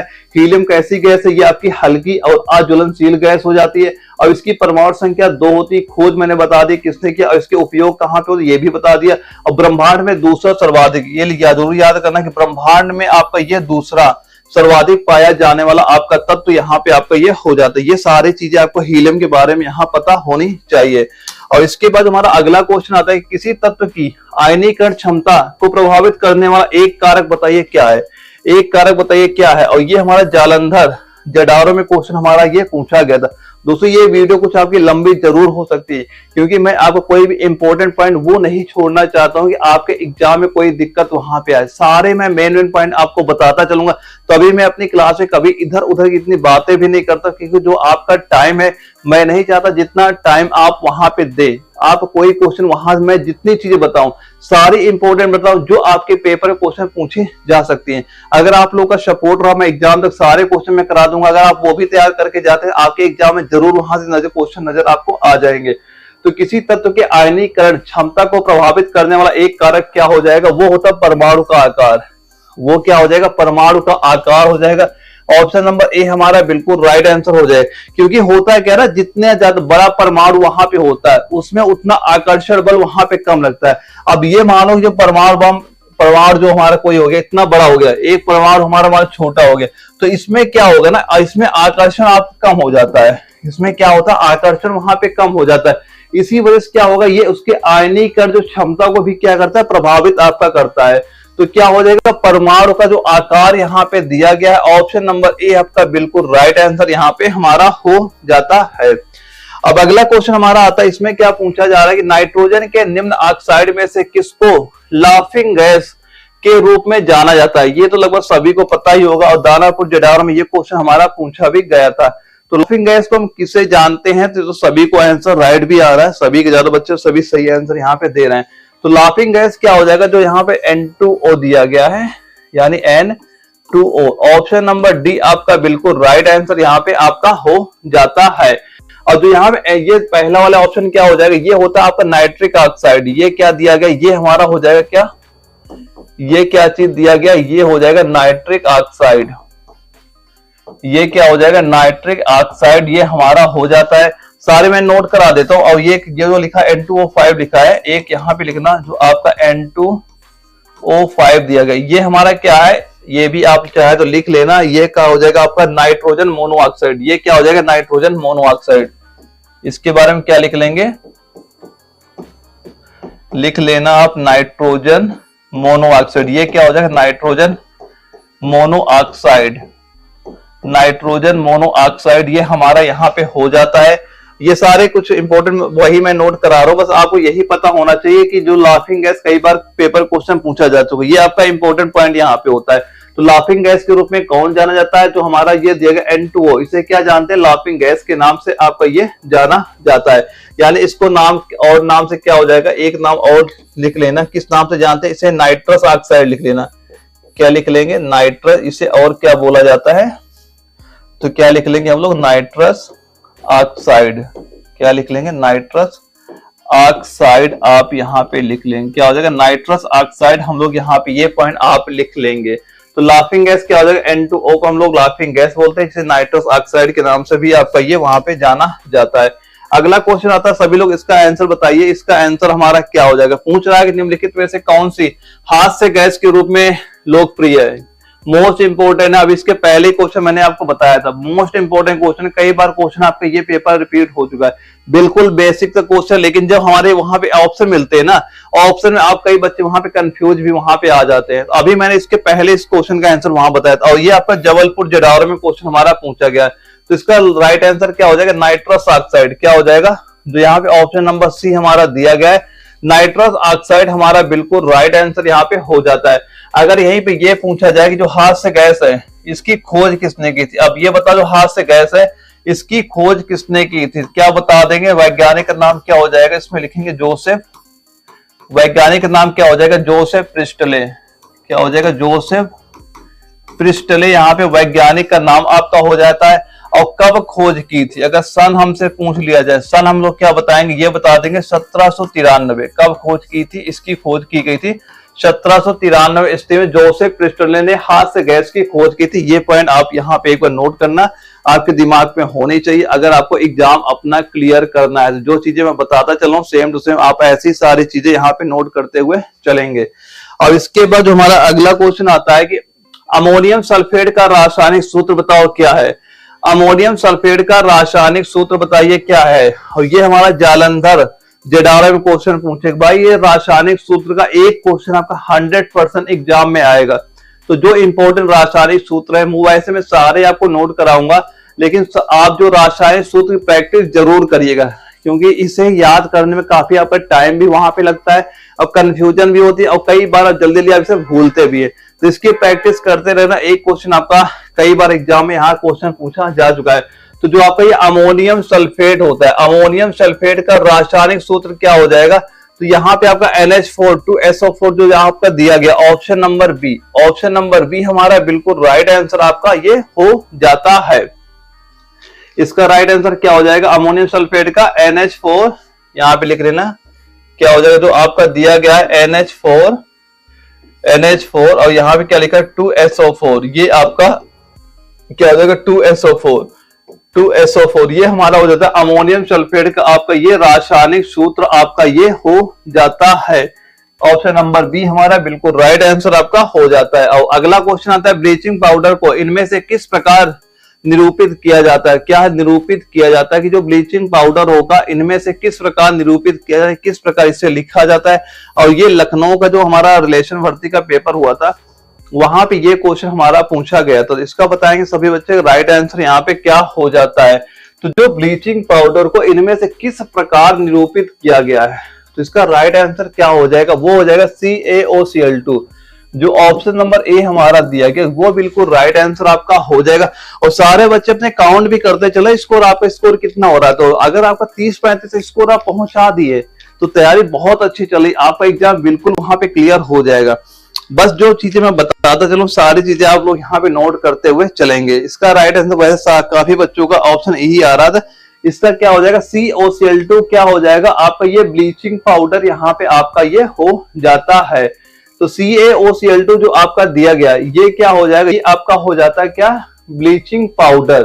दो मैं इनके कुछ रासायनिक नाम भी आपको नोट करा देता हूँ, सभी के ये मैं सारे नाम नोट कराता हूँ कि इंपॉर्टेंट मुझे लग रहा है। यहाँ पेपर क्वेश्चन पूछे गए सारे मैं आपको नोट कराता हूँ कि जो इनके रासायनिक नाम यानी जो पहला क्या दिया Ca और जो Cl2 दिया गया इसका रासायनिक नाम क्या हो जाएगा, तो क्या बोलेंगे कैल्शियम, नाम नोट करेंगे इसे क्या हो जाएगा, ये हमारा होगा calcium oxy chloride, calcium oxy chloride calcium oxy chloride हम लोग लिख लेंगे। इसके बाद एक अगला क्या लिखेंगे जो आपका यहाँ पे CaCl2 दिया जा रहा है, इसमें क्या लिखेंगे कैल्शियम क्लोराइड, इसमें हम लोग क्या लिखेंगे रासायनिक नाम क्या हो जाएगा इसका कैल्शियम, क्या लिख लेंगे कैल्शियम क्लोराइड इसका हमारा बिल्कुल राइट नाम वहां पे हो जाएगा। और अगला जो हमारा यहाँ पे क्या दिया गया CaOH का होल ट्वाइस दिया गया, इसका रासायनिक नाम क्या हो जाएगा, इसका भी लिखेंगे क्या कैल्शियम, क्या हो जाएगा ये हमारा कैल्शियम हाइड्रोक्साइड, क्या हो जाएगा कैल्शियम हाइड्रोक्साइड हमारा बिल्कुल राइट नाम आपका इसका हो जाएगा।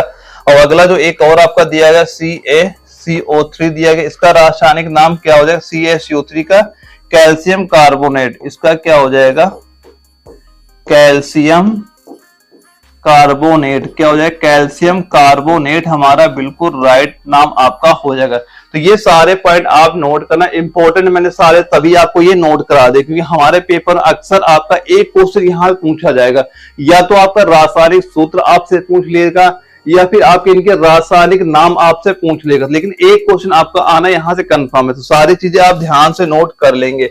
अगला क्वेश्चन आता है निम्नलिखित में से किस हैलोजन का क्वथनांक उच्चतम होता है। हमें यह बताना इनमें से कौन से हैलोजन का क्वथनांक सबसे उच्चतम होता है। तो ये हमारा पुणे जेडारो में क्वेश्चन पूछा गया। तो अब जल्दी हम लोग सारे क्वेश्चन अटेंड कर लेते हैं क्योंकि अपनी वीडियो भी थोड़ी लंबी यहाँ पे जा रही है और बस मैं ये चाहता हूँ ना कि जितना भी मैं आपको टाइम दूं वहां पे, तो भाई मैं आपको इंपॉर्टेंट क्वेश्चन ही आपको कराऊं और मैं इसी में लिख लिख के सारे क्वेश्चन कराता हूँ कि अगर मैं तो वैसे सारी चीजें आपको बताता हुआ भी वहां पे चल सकता हूँ, लेकिन अगर मैं बताता हुआ चलूंगा तो हो सकता है कई सारे बच्चे ऐसे भी होंगे वो कुछ पॉइंट वहां पे नोट नहीं करेंगे। भाई ये केवल आपके लिए प्रैक्टिस सेट ही नहीं है, वो आपका इंपॉर्टेंट क्वेश्चन है जो आपके आर्मी नर्सिंग के एग्जाम में पूछे जाते हैं। तो आप इनके प्रैक्टिस सेट के तौर पर लेना ही लेना, और जो मैं पॉइंट बताता चलो वो भी आप यहाँ पे नोट करना। अगर आपको अपना एग्जाम इसी साल वहां पे क्लियर करना है तो इसका राइट आंसर नोट कर लेना, क्या हो जाएगा, आयोडीन। क्या हो जाएगा, आयोडीन हो जाएगा। ऑप्शन नंबर डी हमारा बिल्कुल राइट आंसर आपका हो जाता है कि जो आयोडीन का हैलोजन क्वथनांक क्या होता है आपका उच्चतम वहां पे आपका हो जाता है। तो अगर इसकी ये बात करें कि जो आपके हैलोजन होते हैं, हैलोजन के बारे में कुछ पॉइंट और हम लोग जान लेते हैं कि जो हमारा ये हैलोजन है, हैलोजन के बारे में कुछ पॉइंट और एक जानना। पहला तो ये जाना कि इनकी जो आवर्त सारणी के कौन से वर्ग में आते हैं, ये लिख लेना। पहला तो यही लिखना कि आवर्त सारणी, जो हमारी आवर्त सारणी होती है, आवर्त सारणी के वर्ग, आवर्त सारणी के वर्ग कौन सा वर्ग हो जाएगा, वर्ग में कुल कितने हैं, ये हमारे कितने हो जाएंगे वर्ग में, तो यहां पे लिख लें जो वर्ग नंबर इनका है 17, वर्ग नंबर 17 के 5 तत्व, वर्ग के 17 के जो 5 तत्व हैं, 5 तत्व वो क्या होते हैं, हैलोजन होते हैं। या जो आवर्त सारणी के वर्ग 17 के 5 तत्व होते हैं वो क्या है, वो आपके हैलोजन यहाँ पे हो जाते हैं। अब इन पांचों के नाम भी आप चाहे नोट कर सकते हैं, इंपोर्टेंट आपके हो जाते हैं। तो नंबर 1 पे हमारा क्या हो जाता है, नंबर 1 पे आपका क्या आएगा, फ्लोरीन। नंबर 1 पे हम लोग क्या जानेंगे, वो जानेंगे फ्लोरीन। फ्लोरीन संकेत क्या कैसे लिखते हैं, एफ से इसे लिखते हैं। और सेकंड नंबर में क्या आता है, क्लोरीन। सेकंड नंबर में क्या हमारा हो जाएगा, वो होता है क्लोरीन, ये हो जाएगा क्लोरीन। इसका संकेत क्या Cl के द्वारा लिखा जाता है। और इसके बाद क्या आएगा हमारा ब्रोमीन, इसके बाद क्या हो जाएगा, ये हमारा ब्रोमीन। ये सारे आपके हैलोजन हो जाते हैं, इसको संकेत क्या होता है, Br के द्वारा लिखा जाता है। और इसके बाद क्या आता है, आयोडीन। इसके बाद क्या हमारा आ जाता है, इसके बाद आपका आएगा आयोडीन। इसके बाद क्या आयोडीन आता है, इसका संकेत I के द्वारा लिखा जाता है। और इसके बाद क्या आ जाएगा हमारा, इसे लिखेंगे स्टेंटीन। स्टेंटीन हम लोग इसे लिखते हैं। तो इसका संकेत क्या हो जाएगा, इसका संकेत हमारा ये आपका हो जाएगा। ये समांतर सारे क्या हो जाते हैं, ये पांचों तो हमारे हैलोजन आपके ये हो जाते हैं। तो इसका राइट आंसर क्या हो जाएगा, आयोडीन। जो ऑप्शन नंबर डी यहाँ पे दिया गया ये आपका बिल्कुल राइट आंसर आपका हो जाएगा। और ये सारे हैलोजनों के बारे में भी आपको पता होना चाहिए और इनके संकेत आपको पता होना चाहिए। जब हम लोग आगे क्वेश्चन करेंगे वहां पे काफी ज्यादा यूज इनका वहां पे होने वाला है।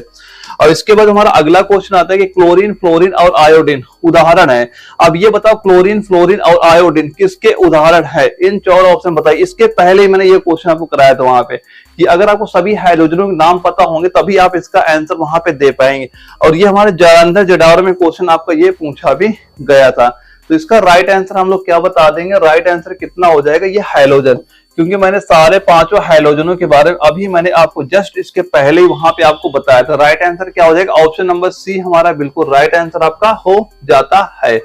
और दोस्तों जो आपको ये हाइड्रोजन शब्द होता है ना, ये हाइड्रोजन कौन सी भाषा की, यानी कहां से इसकी उत्पत्ति हुई है, तो उत्पत्ति कहां से हुई है, इसकी उत्पत्ति आपकी हुई है ग्रीक भाषा से।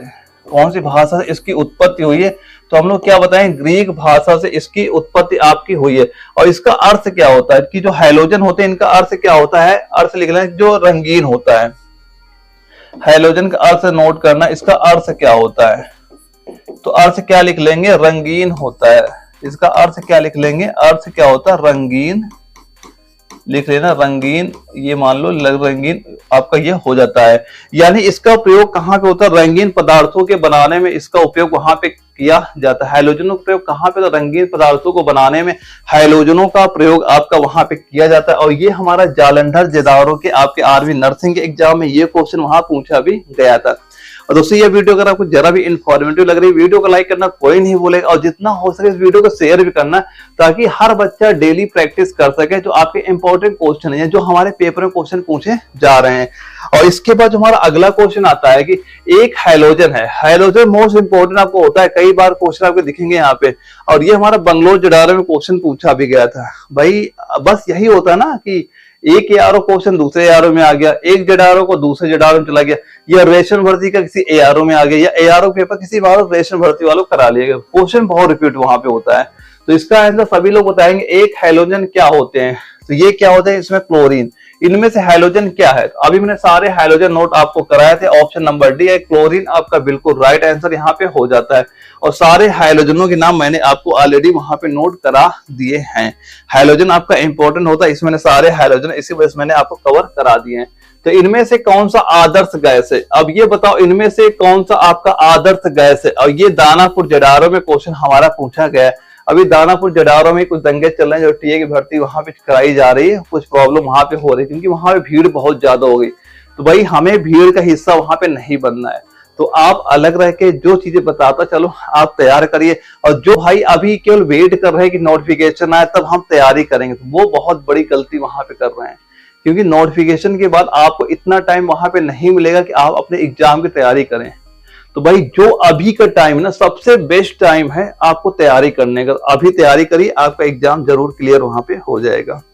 और इस तो हाँ, इसका आंसर बताइए आदर्श गैस इनमें से कौन सी है, यानी आदर्श गैस कौन सी नहीं है पूछा गया है। कौन सी गैस ये बताओ इसमें आदर्श गैस कौन सी इसमें नहीं है। तो इसमें आदर्श गैस कौन सी नहीं, जो इसमें ब्रोमीन दी जा रही है। क्या दिया जा रहा है, ब्रोमीन, ये हमारी आदर्श गैस नहीं है। इसके बाद जो हीलियम है, आर्गन है, नियान, ये सारी क्या हो जाएगी हमारी आदर्श गैसें आपकी यहाँ पे हो जाती है। तो सारी आदर्श गैसें मैं आपको यहाँ पे नोट करा देता हूं, सभी आपको पता वहां पे होनी चाहिए। नंबर एक तो आपको ये पता होना चाहिए जो आपका हीलियम होता है, क्या लिखेंगे हम लोग, हीलियम। हीलियम आदर्श गैस और संकेत क्या हो जाएगा इसका, He इसका संकेत हो जाता है। और हीलियम के बाद अगली गैस क्या लिखेंगे, नियॉन।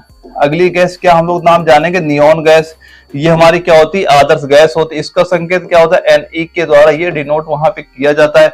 और इसके बाद नियॉन हो गया। नियॉन के बाद हम अगला क्या जानेंगे, आर्गन। अगला क्या नाम जानेंगे, अगला नाम जानेंगे आर्गन जानेंगे। इसका संकेत क्या हो जाएगा, Ar आपका हो जाएगा। आर्गन के बाद जानेंगे क्रिप्टॉन। आर्गन के बाद अगला नाम क्या जानेंगे हम लोग, क्रिप्टॉन नाम जान लेंगे। तो क्रिप्टॉन का संकेत क्या हो जाएगा, Kr। क्रिप्टॉन संकेत Kr आपका हो जाता है। और इसके बाद हम लोग जानेंगे जीनोन के बारे में। अगला क्या जानेंगे, जीनोन। तो जीनोन का संकेत क्या होता है, X इसका संकेत आपका हो जाता है। और इसके बाद जो आपका रेडॉन होता है, इसके बाद क्या होता है जो हमारा रेडॉन होता है। तो रेडॉन क्या हो जाता है, ये भी हमारा क्या आदर्श गैस आपकी हो जाती है। इसका संकेत क्या, Rn के द्वारा ये आपका डिनोट वहां पे किया जाता है। ये सारे क्या हो जाती है आपकी आदर्श गैस है, ये आपकी वहां पे हो जाते हैं। और ये आवर्त सारे किस स्तंभ में पाए जाते हैं, किस स्तंभ में होते हैं, ये सारे आपके 18वें स्तंभ में, 18वें स्तंभ में ये आपके सारे वहां पे पाए जाते हैं। तो ये पॉइंट याद करना है, इनमें से कौन सा आदर्श गैस नहीं है। तो जो आदर्श गैसें मैंने सारे आपको यहाँ पे नोट करा दिए, ये सारी आदर्श गैसें हैं। और इसके अलावा कोई भी ऑप्शन हमें नजर आए वो हमारी आदर्श गैस वहां पे नहीं होगी। तो राइट आंसर क्या, ब्रोमीन होगी, क्योंकि ब्रोमीन हमें यहाँ पे नहीं दिख रहा है। तो राइट आंसर क्या हो गया, ऑप्शन बी हमारा बिल्कुल राइट आंसर आपका हो जाता है। और अगला हमारा क्वेश्चन आता है कि दुर्लभ गैसें समांतर रासायनिक रूप से अक्रिय होती है। दुर्लभ गैसें समांतर रासायनिक रूप से अक्रिय गैसें होती हैं। इन 4 ऑप्शन बताइए, राइट आंसर आपका क्या हो जाएगा। और ये हमारा लखनऊ रिलेशन भर्ती में ये क्वेश्चन पूछा भी गया था। तो सभी लोग बताएंगे इसका राइट आंसर यहाँ पे क्या हो जाएगा। तो इसका राइट आंसर क्या हो जाएगा, इसमें क्या दिएगा, उनका इलेक्ट्रॉनिक विन्यास क्या होता है, स्थिर होता है। क्या राइट आंसर हो जाएगा, ऑप्शन नंबर सी इसका बिल्कुल राइट आंसर यहाँ पे हो जाएगा। यानी इनका क्या हो जाएगा, इलेक्ट्रॉनिक विन्यास क्या हो जाता है, वो आपका स्थिर यहाँ पे आपका हो जाता है, हो जाता है। यही राइट आंसर आपका हो जाएगा। दोस्तों अक्रिय गैसों के बारे में कुछ पॉइंट आप हमेशा याद रखिए, अक्रिय गैसें आपको पता होनी चाहिए। अक्रिय गैसों भी आपके एग्जाम में कई क्वेश्चन पूछे जा चुके हैं कि जैसे आपसे पूछ लिया बताइए निम्नलिखित में अक्रिय गैस क्या है। मैं अभी आगे चल के सारे पॉइंट आपको नोट करूंगा, फिलहाल इसका आंसर इतना ही नोट करना है कि दुर्लभ गैसें समांतर रासायनिक रूप से अक्रिय होती हैं। तो क्या हो, उनका इलेक्ट्रॉनिक विन्यास क्या होता है, स्थिर हो जाता है। मैं कुछ अक्रिय गैसें नोट करना, जैसे ये इंपॉर्टेंट आपकी हो जाती है। इंपॉर्टेंट अक्रिय गैस कौन सी है, अक्रिय गैस यानी इंपॉर्टेंट जो आपके पेपर में कई बार क्वेश्चन पूछे जा चुके हैं अक्रिय गैस के। तो इसमें तो एक आप ये जानना जो आपके हीलियम है, हीलियम ये हमेशा याद करना, हीलियम कई बार पेपर में क्वेश्चन पूछा जा चुका है। और इसके बाद जो नियॉन है, ये आपकी 2 इंपॉर्टेंट अक्रिय गैसें होती है। अक्सर पेपर में क्वेश्चन यहां से दिखता है कि हीलियम या नियोन के बारे में कई बार क्वेश्चन हमसे वहां पूछा जा चुका है। और इसके बाद हमारा अगला क्वेश्चन आता है दोस्तों, यहाँ से हमारा फिजिक्स स्टार्ट हो जाएगा। यानी हमने बायोलॉजी के 15 क्वेश्चन देख ले जो हमारे पेपर में आते हैं। इसके बाद हम लोगों ने केमिस्ट्री के 15 क्वेश्चन देख ले जैसे हमारे पेपर में पूछे जाते हैं। अब हम लोग देख रहे हैं कि यहाँ से हम देखेंगे फिजिक्स का हमारे पेपर में 5 क्वेश्चन आते हैं, तो हम लोग वैसे क्वेश्चन डिस्कस भी करेंगे जैसे कि हमारे पेपर में पूछे जाते हैं। और इसकी मैं पीडीएफ भी आपको एप्लीकेशन में भी अपलोड कर दूंगा, जो अपना एनए वाला एप्लीकेशन है। सीधा आपको प्ले स्टोर पे जाना है, वहां सीधा आप जैसे ही वहां पे सर्च करेंगे एनए वाला, तो अपना एप्लीकेशन वहां पे ओपन हो जाएगा, उसे डाउनलोड कर लेना। वहां मैं इसका पीडीएफ वहां प्रोवाइड करा दूंगा, या फिर जो स्क्रीन व्हाट्सएप नंबर शो कर रहा है इसमें मुझे हाई लिख के मैसेज करना, तो ऑटोमेटिक आपके पास एक व्हाट्सएप ग्रुप आ जाएगा। उसी ग्रुप में मैं इसकी पीडीएफ भी आपको वहां अपलोड हमेशा करता हूँ। जो अपने प्रैक्टिस सेट होंगे वहां मैं अपलोड हमेशा करता रहूंगा, तो आप वहां से भी इसकी पीडीएफ ले सकते हैं। जहां से आपको सही लगे आप पीडीएफ वहां पे ले सकते हैं। तो इसका आंसर क्या हो जाएगा, गति का प्रसिद्ध नियम किसने दिया था? बिल्कुल बेसिक सवाल है, ये सभी को पता होगा, लेकिन इंपॉर्टेंट सवाल है, आपके पेपर क्वेश्चन यहां से बनता है। तो यानी कि गति का प्रसिद्ध नियम किसने दिया था? तो राइट आंसर क्या हो जाएगा? न्यूटन। किसने दिया था? न्यूटन ने। ऑप्शन बी इसका बिल्कुल राइट आंसर हो जाएगा। कोलकाता जडावरा में क्वेश्चन आपका पूछा गया था। और गति के इन्होंने नियम दिए कितने थे? इन्होंने गति के 3 नियम दिए थे। कितने नियम दिए? 3 नियम दिए थे। तो पहला नियम इन्होंने क्या बताया था? पहला नियम इनका था जड़त्व का नियम। पहला नियम क्या हो जाएगा? ये हो जाएगा इनका जड़त्व का नियम। पहला नियम क्या हो जाएगा? इनका जड़त्व का नियम इनका हो जाता है। इसके बाद दूसरा नियम इन्होंने क्या दिया था? दूसरा नियम क्या दिया था? वो दिया था इन्होंने बल जो द्रव्यमान। दूसरा नियम क्या बताएंगे? बल द्रव्यमान एवं त्वरण। बल द्रव्यमान एवं त्वरण संबंधी नियम इन्होंने बताए थे। संबंधी नियम इन्होंने बताए थे। और इसके बाद जो उन्होंने तीसरा नियम कौन सा दिया था? वो इन्होंने दिया था क्रिया प्रतिक्रिया। क्या दिया था? क्रिया प्रतिक्रिया का नियम भी इन्होंने दिया था। ये 3 नियम न्यूटन ने वहां पे दिए थे। इंपॉर्टेंट सारे नियम है और यही नियम से आपके पेपर में क्वेश्चन पूछे जाते हैं। तो ये सारे नियम आपको बिल्कुल वहां पे क्लियर आपको होने चाहिए अगर आपको अपना एग्जाम वहां पे क्लियर करना है। तो अगला क्वेश्चन आता है पानी का घनत्व क्या है? अब ये बताओ इनमें से पानी का घनत्व क्या है? और ये हमारे जबलपुर जडारो में क्वेश्चन आपका पूछा भी गया था। तो पानी का घनत्व कितना होता है? तो हम लोग राइट आंसर क्या बताएंगे? तो पानी का घनत्व कितना हो जाएगा? वो हो जाएगा हमारा कितना? 1000 किलो घन मीटर। 1000 किलो घन मीटर। ऑप्शन ए हमारा बिल्कुल राइट आंसर आपका हो जाता है। और दोस्तों पानी के बारे में कुछ चीजें और आपको वहां पता होनी चाहिए कि जो आपका पानी होता है या जो आपका जल होता है ये पृथ्वी की सतह पर सर्वाधिक पाया जाता है। कि जो आपका पृथ्वी की सतह है, पृथ्वी की सतह पर ही ये सबसे ज्यादा पाया जाता है। पृथ्वी की सतह पर ये अधिक है, सर्वाधिक है। पृथ्वी की सतह पे क्या जानेंगे? ये सर्वाधिक आपका होता है। और इसके बाद ये मान चलना है कि पृथ्वी की सतह पे लगभग 70% जल, तो यानी जो जल होता है ना, जल का 70% केवल पृथ्वी की सतह पे ही आपका वहां पे पाया जाता है। तो ये पॉइंट आप याद करना। और एक पॉइंट ये याद करना कि जो हमारा शरीर होता है, कि जो आपका मानव का शरीर होता है, मानव का जो शरीर आपका होता है, इसमें एक पॉइंट ये याद करना कि 55 से लेके 78% क्या होता है? जल ही होता है। जो हम लोग का शरीर होता है इसमें 55 से लेके 78% क्या हो? इसमें जल ही वहां पाया जाता है। इसीलिए कहते हैं कि इंसान यानी बिना खाए पिए तो मान लो कुछ दिन तो रह भी सकता है, लेकिन बिना पानी के वो वहां बिल्कुल नहीं रह सकता। क्योंकि जो हमारा शरीर होता है इसमें 55 से लेके 78% क्या है? जल की मात्रा ही वहां पाई जाती है।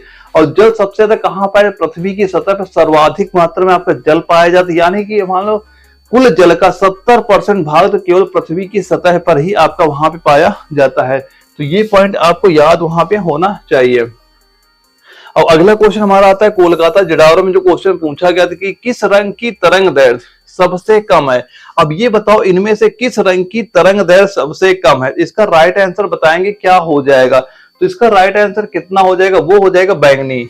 क्या हो जाएगा? बैंगनी हो जाएगा। ऑप्शन नंबर डी आपका बिल्कुल राइट आंसर यहाँ पे हो जाता है। और यहाँ पे एक पॉइंट ये याद करें, यहाँ पे सबसे कम पूछा गया। अगर हमसे ये पूछ लिया जाए सबसे लंबी, क्या पूछ लिया जाए कि ये बता दीजिए सबसे लंबी तरंग दैर्घ्य किसकी है, तो हम लोग राइट आंसर क्या बताएंगे? वो हो जाएगा लाल रंग। क्या हो जाएगा? लाल रंग आपकी हो जाएगी। सबसे कम तो बैंगनी हम लोगों ने यहाँ पे जान ही लिया है। और एक पॉइंट ये याद करना है, अगर कभी हमसे ये पूछा जाए कि सर्वाधिक विचलन, क्या पूछा जाए, अगर हमसे कभी ये पूछ लिया जाए कि सर्वाधिक विचलन सर्वाधिक विचलन कौन से रंग के प्रकाश किरण की वहां पे होती है, तो हम लोग क्या बोलेंगे, बैंगनी रंग की। क्या राइट आंसर बता देंगे, यहां भी हम लोग क्या बताएंगे, बैंगनी रंग। क्या बता देंगे, बैंगनी रंग यहां बता देंगे।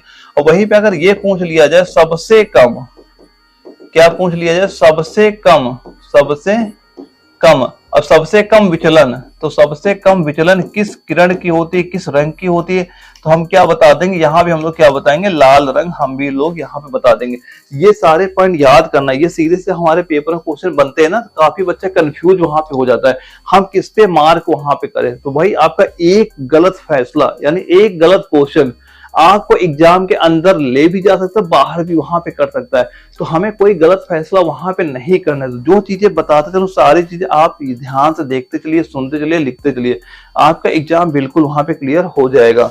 अगला हमारा क्वेश्चन आता है कि जब किसी वस्तु की चाल ध्वनि की चाल से अधिक हो जाती है, इसे कहा जाता है, या इस चाल पर यात्रा करना को क्या कहा जाता है।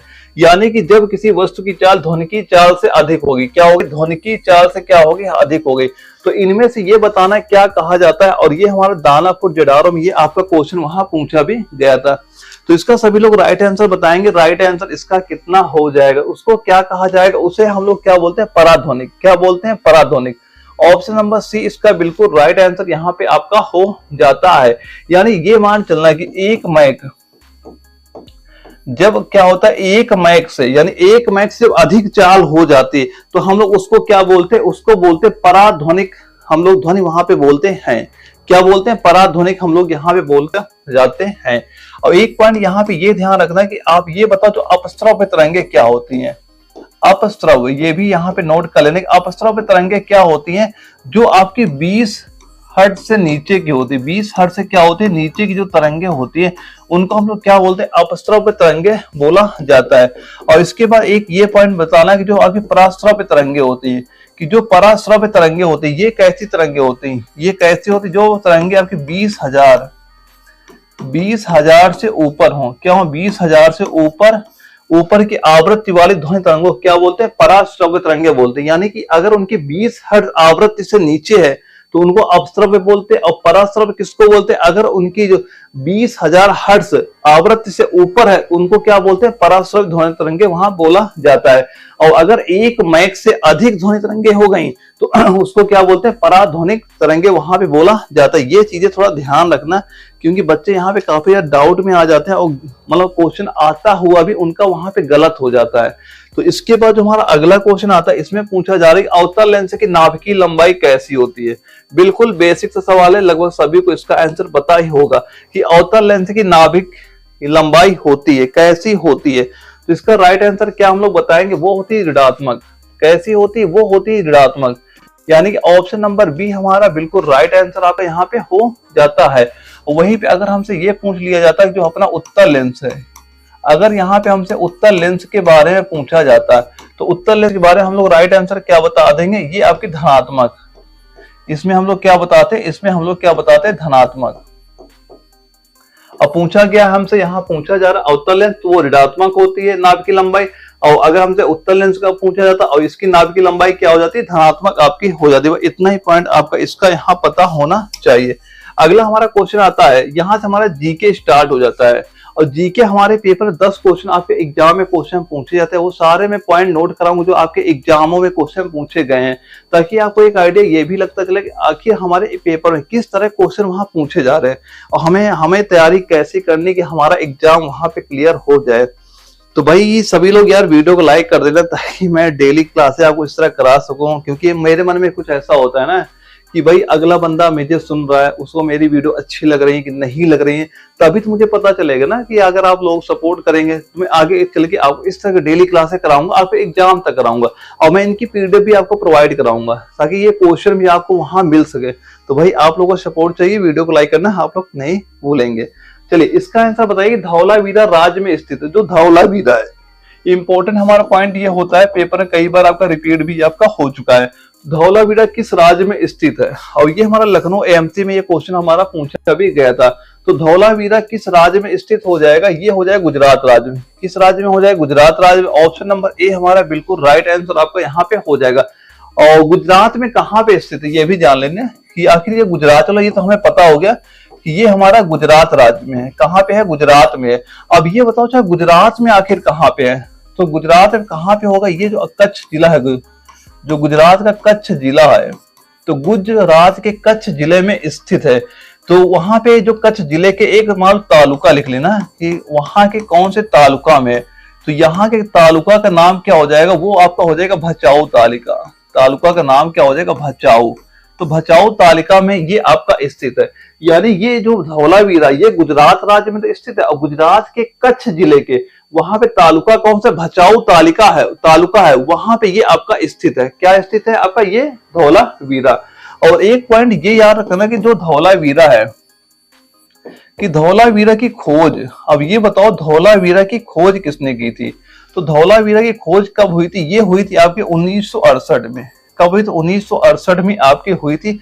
और किसने खोज इसकी की थी? जगपति, नाम लिख लेना क्या हो जाएगा? जगपति जोशी। नाम क्या हो जाएगा? जगपति जोशी। इनका वहां पे नाम ये हो जाएगा, ये याद रखना। और इसकी धौलावीरा के बारे में एक पॉइंट ये भी आपको पता होना चाहिए कि 2021 में इसे यूनेस्को ने क्या किया, जो धौलावीरा है इसको को क्या घोषित कर, विश्व धरोहर स्थल घोषित कर दिया।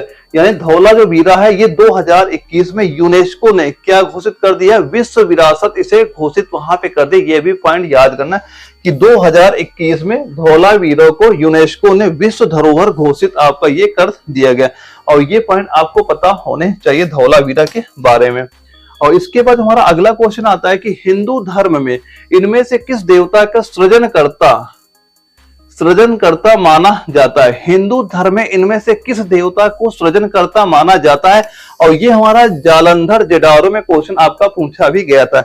वैसे कई बच्चों के आंसर यहाँ पे राइट आ रहे हैं। भाई ये पूरी क्लास अपनी कंप्लीट होने के बाद ना तो सारे बच्चे एक बार ये जरूर बताना कि आपका स्कोर वहां पे कितना गया, कितने क्वेश्चन आप सही कर पा रहे हैं। 30 क्वेश्चन, 35 क्वेश्चन, कितने क्वेश्चन हमारे वहां पे सही हो रहे हैं। तो हिंदू धर्म में इनमें से किस देवता को सृजनकर्ता माना गया? तो राइट आंसर क्या हो जाएगा? ब्रह्मा को। किसको माना गया? ऑप्शन नंबर ए ब्रह्मा को माना गया है। और यहाँ पे एक पॉइंट ये दिखना कि जो भगवान विष्णु है, अब जो भगवान विष्णु है इनको क्या माना गया है? तो भगवान विष्णु को क्या माना गया? सृष्टि का संचालन। इनको क्या माना गया? इनका लिख लेंगे हम लोग क्या? सृष्टि संचालनकर्ता के रूप में हम लोग इन्हें जानते हैं। सृष्टि संचालनकर्ता के रूप में इन्हें जानते हैं। अब इसके बाद जो भगवान शिव हैं, तो भगवान शिव को हम लोग किस नाम से जानते हैं? तो इनको किस नाम से जानते हैं? इनको हम लोग जानते हैं सृष्टि विनाशक के रूप में। सृष्टि विनाशक के रूप में इनको जाना जाता है। तो ये भी पॉइंट याद करना है कि जो सृजनकर्ता कौन? ब्रह्मा जी हो जाते हैं। और विष्णु जी क्या होते हैं? सृष्टि संचालन करना। और भगवान शिव क्या हो जाते हैं? सृष्टि विनाशक। ये आपके वहां पे हो जाएंगे। ये भी पॉइंट आप एक बार याद कर लेना, क्योंकि ये क्वेश्चन आपका जालंधर जटारू में अगर पूछा गया तो यहाँ से भी आपके पेपर क्वेश्चन आपका ये बन सकता है। ये दोनों पॉइंट भी हम लोग यहाँ पे एक बार नोट कर लेंगे। और इसके बाद हमारा अगला क्वेश्चन आता है, किस वर्ष में ब्रिटिश सरकार द्वारा ब्रिटिश संसद सदस्यों के समूह साइमन कमीशन का गठन किया गया था? तो साइमन कमीशन का गठन कब हुआ था? बंगलोर जटारू में आर्मी एमसी के एग्जाम में ये क्वेश्चन हमारा पूछा गया था। तो इसका राइट आंसर क्या हो जाएगा? वो हो जाएगा ऑप्शन नंबर सी, जो यहाँ पे 1927 दिया गया। ऑप्शन नंबर सी आपका बिल्कुल राइट आंसर यहाँ पे हो जाएगा। और ये कब हुआ था? पूरी डेट अगर लिखना चाहे लिख लेना, क्या हो जाएगा? 8 नवंबर 1927। क्या हो जाएगा? 8 नवंबर 1927 ये इसका राइट आंसर आपका हो जाएगा। तो यहाँ पे केवल वर्ष का नाम दिया गया, हम लोग वर्ष क्या कर देंगे? ऑप्शन नंबर सी आपका बिल्कुल राइट आंसर यहाँ पे हमारा हो जाता है। और दोस्तों इसके बाद जो हमारा अगला जी के क्वेश्चन आता है, अब इसमें देखते हैं इसमें क्या पूछा गया है कि लंदन में आयोजित प्रथम गोलमेज सम्मेलन के दौरान ब्रिटिश के प्रधानमंत्री कौन थे? क्योंकि ये तो हमें पता है जो टोटल गोलमेज सम्मेलन ये कितने हुए थे, ये तो हमारे 3 हुए थे। लेकिन हमें इसमें ये पूछा गया है कि जो प्रथम गोलमेज सम्मेलन हुआ था उस समय ब्रिटिश के प्रधानमंत्री कौन थे? इसका भी आंसर लगभग सभी को पता ही होगा। और ये भी क्वेश्चन हमारा कोलकाता जटारू में पूछा गया था। इसका राइट आंसर क्या हो जाएगा? जो यहाँ पे दिया गया रैमजे मैकडोनाल्ड, यानी ऑप्शन नंबर डी आपका इसका बिल्कुल राइट आंसर यहाँ पे हो जाएगा। दोस्तों यहाँ पे 2-3 चीजें आपके लिए इंपॉर्टेंट हो जाती है जो हमारे पेपर में क्वेश्चन पूछे जाते हैं। तो सबसे पहले तो आपको ये पता होना चाहिए जो हमारे ये 3 गोल में सम्मेलन हुए थे, पहला जानिए, सेकंड जानेंगे, थर्ड जानेंगे। ये आखिर हमारे ये तीनों गोल में सम्मेलन हुए कब थे, इनकी डेट क्या थी। डेट भी अक्सर हमारे पेपर में पूछे जाते हैं। जो पहली गोल में सम्मेलन हुई थी तो इसकी डेट हम लोग क्या बताएंगे, इसकी डेट आप क्या नोट करेंगे, वो लिखेंगे 12 नवंबर 1930 से लेके 19 जनवरी 1931। ये आप यहाँ पे डेट यहाँ पे लिख लेंगे। ये आपकी प्रथम गोल में सम्मेलन की डेट हो जाती है। और जो द्वितीय गोल में सम्मेलन था इसकी डेट हम लोग क्या जानेंगे, इसकी डेट आप लिखिएगा यहाँ पे 7 सितंबर 1931 से लेके 1 दिसंबर, क्या लिखेंगे, 1 दिसंबर 1931। ये आपकी सेकंड गोल में सम्मेलन की डेट हो जाएगी। और जो हमारे थर्ड गोल में सम्मेलन हुआ था इसकी डेट क्या आप लिखेंगे, 17 नवंबर, क्या लिखेंगे हम लोग, 17 नवंबर 1932 लिखेंगे। और फिर क्या लिखेंगे, 24 दिसंबर 1932। ये आपकी क्या हो जाएगी, जो 3 हमारे गोल में सम्मेलन हुए थे ये उनकी डेट यहाँ पे आपके हो जाते। इसमें 2 आपके इंपॉर्टेंट पॉइंट होते हैं। पहला पॉइंट आप ये याद करना कि जो डॉक्टर भीमराव अंबेडकर थे ये केवल एक ऐसे व्यक्ति थे जिन्होंने तीनों गोल में सम्मेलन में वहां भाग लिया था। पहला एक पॉइंट ये याद करना, ये पेपर अक्सर क्वेश्चन आपके बन चुका है कि जो आपके डॉक्टर